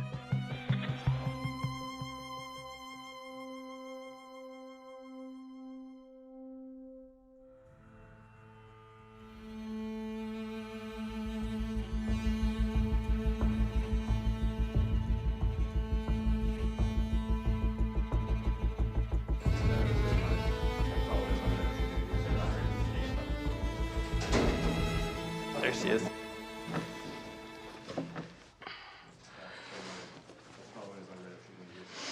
Am I turned on? You are. Okay. So have you been here for a while? Well, we got here about noon, so about 2 hours. Yeah. Ready? So how did you meet Andy in the first place? Andy gave me a ride one day during a snowstorm. That's how I met him. What happened? If we could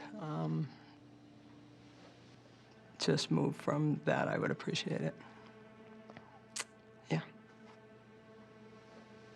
Did you know that Andy had been to prison before he met you? What? Okay.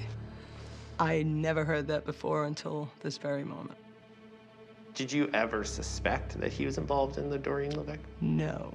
Because there are police reports where you talk about Andy being with Doreen Levesque and even tell the police that you think Andy killed Doreen Levesque.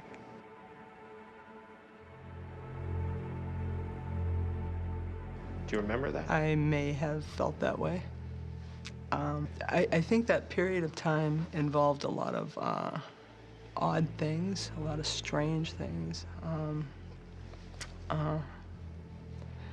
I did my best to sort out what was real and what was scare tactics, I guess. Specifics and details about different conversations and things. Sorry, it was 40 years ago. It's kind of hard to keep track of. It looks to me like he probably killed Doreen Levesque. Possible, yes. The case with Barbara and Doreen, they are both extremely similar. When Barbara was missing, he wanted to know if I had seen her, and he insisted she was missing and something bad happened to her. Then he told me about the dream. He said she was dead, she was tied up, she was bludgeoned to death with a rock. He knew everything before they found her. Everything. One of the first times you had any contact with police was when Andy took you and Karen in together, right? Yes. I know that I thought we were going for one reason, and it was really something else. It was very odd. It was very odd, and I do not remember the specifics. Andy said, if I'm arrested, something's going to happen to Karen. Really? What was Andy's relationship to Karen? I don't know.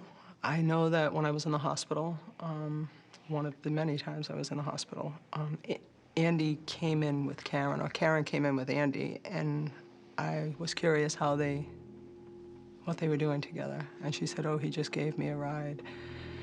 I don't know where they met. I don't know any of that. Did you ever confide in Karen about what had happened with Andy? Yes. What was her reaction? I really don't recall. Yeah. I know that we had a few discussions.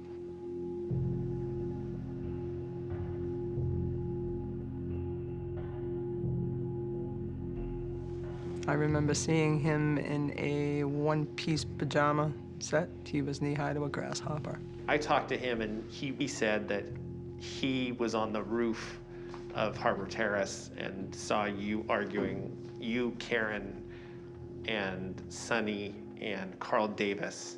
I have a question before you go any further. Yeah. His age now versus his age in February of 1980, is he old enough to be up on a roof? He would have been extremely young. It didn't happen, which is why I just asked you that. I remember him being really small. That's why I asked you how old he was. I've never been on the roof of Harbor Terrace, so I was at Sonny's at 5 Harbor Terrace. Across the next building down, Carol Fletcher lived there. Somebody sold me weed once on the 2nd floor of that building, and a woman by the name of Gail lived in the last building. That's what I know about Harbor Terrace. I'm not into closets and rooftops and basements. I don't know anything about that. I'm sorry. I told a lot of stories a long time ago, and I don't tell stories anymore. Some people continue to tell stories. I don't know why. I don't know what the cause is. I don't know if they believe their own lies. I don't know. But I do know that I'm telling the truth. And I'm sorry if anyone tries to taint that. Andy was actually arraigned on February 8th, and he was released hours before Karen's murder. I wasn't aware of that neither. He was arrested. I'm telling you all this because I'm wondering if it triggers anything in your memory. Like, wait a sec, now I do remember. No, you're actually blowing my mind with all this information.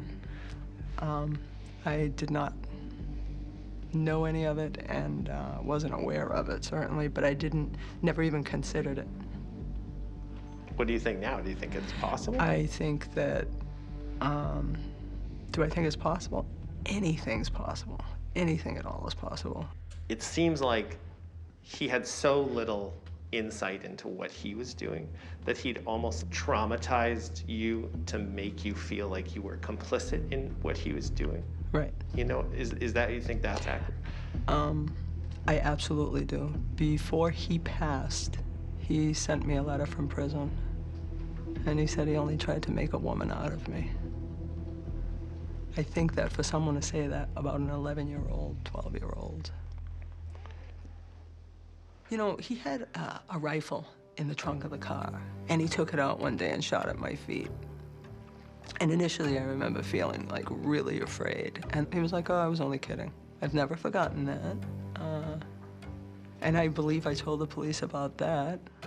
And it just didn't matter. None of that mattered. And now you're telling me, oh yeah, no, he does that stuff. What? That's crazy. Why didn't he ever kill me? That is so weird. When was the last time you saw Karen? February 8th. We parted ways after leaving her son's foster parents' house. And that was it? I never saw her again. Yeah. Because I never saw her again after going to Sonny's house. That still bothers me. A lot.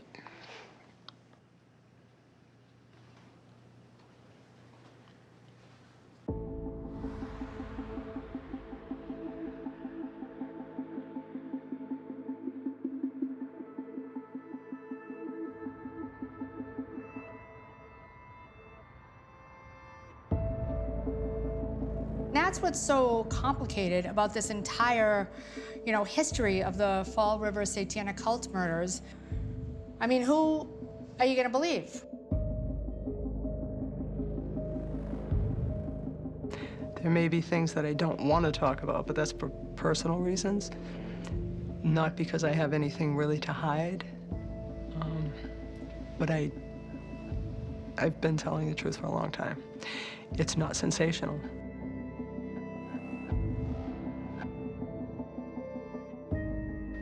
They let this girl, Robin Murphy, manipulate them for her own gain. You know what I mean? Like I said, and I want that story out there that, by her own volition, that she admitted that she lied and she made this stuff all up.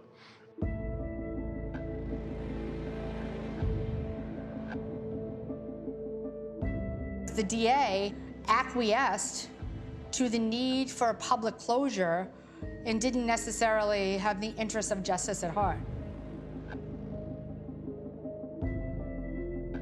When we find that injustice has been done, somebody's been wrongly accused, I think we have to commit ourselves 1,000% to trying to right that wrong, to undo the damage, to restore reputations, to make things whole again.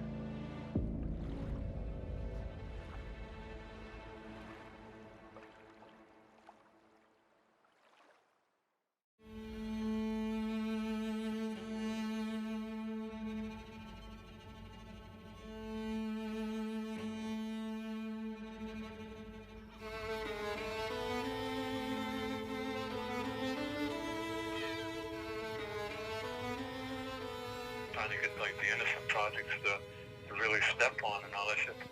Right now, I'm waiting to see if they're gonna step up and take the case. I mean, you get cases every day you see it overturned with lesser issues than I got. You know what I mean? It's just like they're afraid to admit that they were wrong.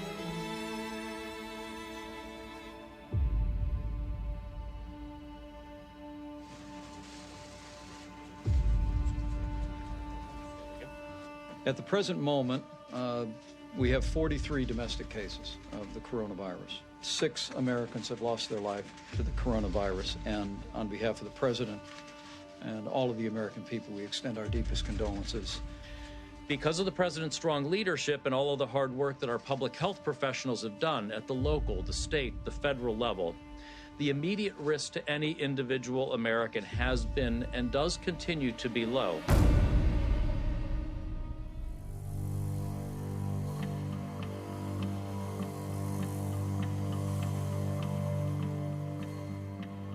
What's going on? Are you locked down or? Yeah, they only let us out for a half hour a day, so, and actually, it's actually safer that way, you know what I mean? The last thing I want to do is get this shit. I'll try to call you later, they just told us to lock in.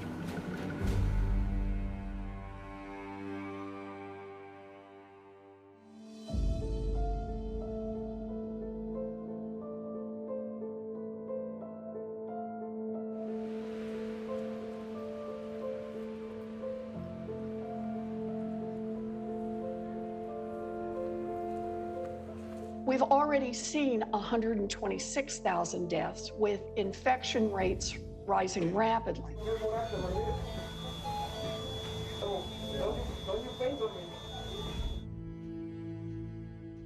got this idiot Trump, he's opening everything up and all that, so these states, it's just gonna come back and start spreading again.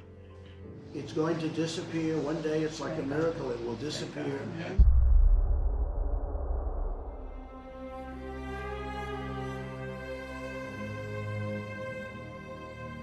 I lost smell and taste. Yeah. Oh, it was inevitable, you know what I mean? So yeah, that, you know, the bone chills and all that stuff.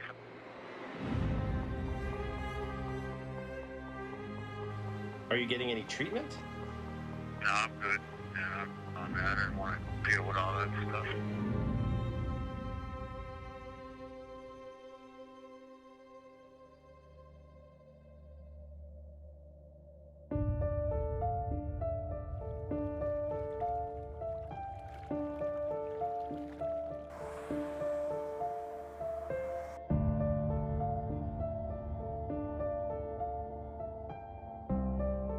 So did Carl Drew belong in prison for what he did as a pimp? Absolutely. Does he belong in prison on the word of a liar with no physical evidence? Maybe, but at the very least, we should be giving him an opportunity to be retried with a fair trial and an adequate counsel. No question in my mind that he is not innocent. He committed the crimes. He was present. He committed the crimes. I believe justice was served.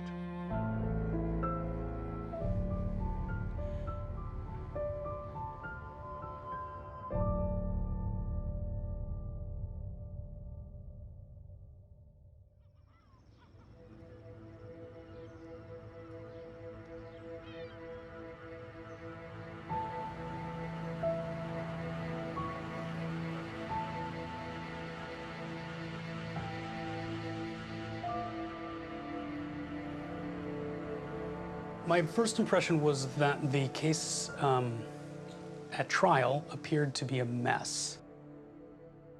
And then as we looked into more evidence, it seemed to raise a lot of red flags and a lot of questions.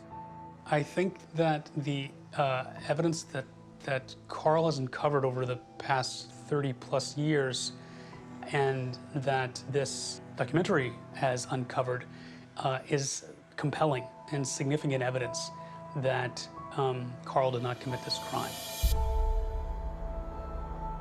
I think that it's worthy to take a look at this case and to raise some real questions about how something like this could be prosecuted in the manner that it was. Legally, Carl is in a tricky situation because he has to find more evidence and new evidence and evidence that's different than what was presented in the motion in 2004. But I think that there is evidence that has been uncovered that is different. Robin Murphy's statement that she also was told on the day of trial by the prosecutor that she needed to testify to what they agreed to, even after she was trying to tell him that she lied, I think is very compelling. I was supposed to take the stand. Before I took the stand, I lied. I was never there. The DA came in, went out frustrated. He came back with a bunch of people and said, you're going to tell this? You told me you were there. You already went before the grand jury. You're going to say you were there. This is what you saw, and that's it. That's what we agreed to. I'm concerned about getting a judge to take it seriously, being that judge had already discredited Robin Murphy. But on top of that, from what this documentary has uncovered, is that in the police's investigation into the Barbara Raposa murder against Andre Maltese, the police had arrested Andre Maltese in the past for committing crimes with a very similar MO, a very similar method to the way that Doreen Levesque was killed. This information about Andre Maltese was never turned over to Carl or his defense team. Before a person is convicted, the defense is supposed to receive all evidence that is both against them and evidence that may show that they didn't commit the crime. And when evidence isn't turned over, the law essentially supports Carl, saying, how was I supposed to know that it existed? Carl Drew, I think it's hard for him to dispute that he was a pimp who prostituted little girls. However, the people who belong in prison have to be put there in the correct way, according to the rule of law. To overturn his conviction, I have to show that all of this information might have made a difference to the jury. That it would have been a significant factor as they tried to determine, did Carl commit this crime or did someone else? One big thing that Carl was lacking was significant evidence of a third-party culprit, of the other person who may have actually killed her. And it seems clear from what the documentary has uncovered that this information about Andre Maltese, that might be a basis to get Carl back into court and to overturn his convictions.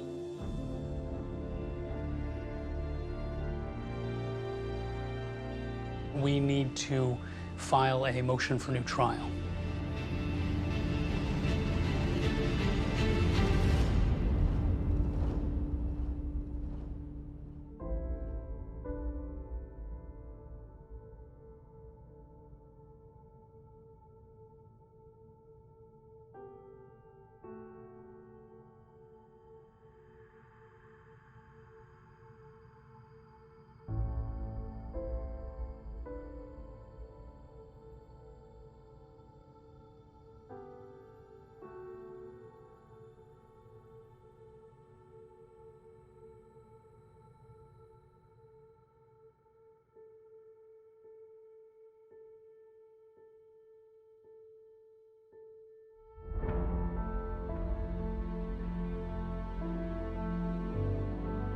Robin's history of trauma and also going to prison at 17, 18 years old and serving most of her life in confinement, you know, is traumatic in and of itself. So it's trauma after trauma after trauma and a coping mechanism, you know, to deal with all of that.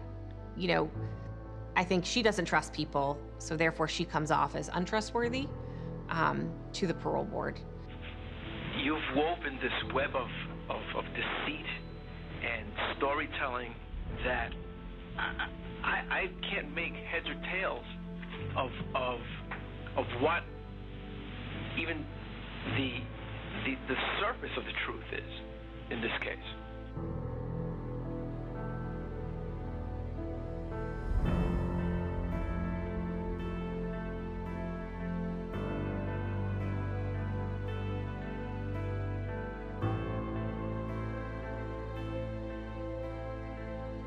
I think it's evident that she was an abuse victim by multiple people. You know, she may have had street smarts, but that doesn't mean that she had common sense or that she had the emotional maturity to deal with, you know, what was going on around her. I think she deserves re-parole.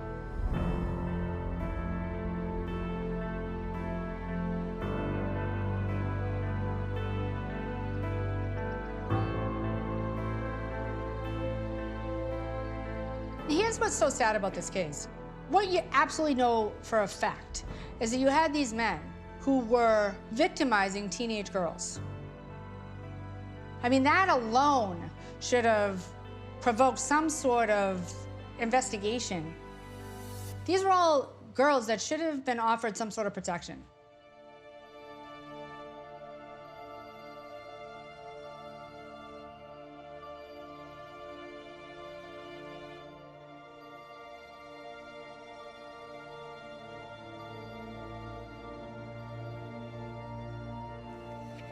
I think what you're doing and what your team's doing here is the only way, is to shed some light onto it. Maybe, you know, there's some people who were former district attorneys who, you know, feel bad about it. Maybe there are some people who worked on the case who would like to make things right. And if 100,000 people or so see this, or people in Fall River realize that, hey, I think it warrants an investigation into it. Go ahead, let's test the shit. Why not? Why not look up the cases, you know, do due diligence and just get to the truth of the situation?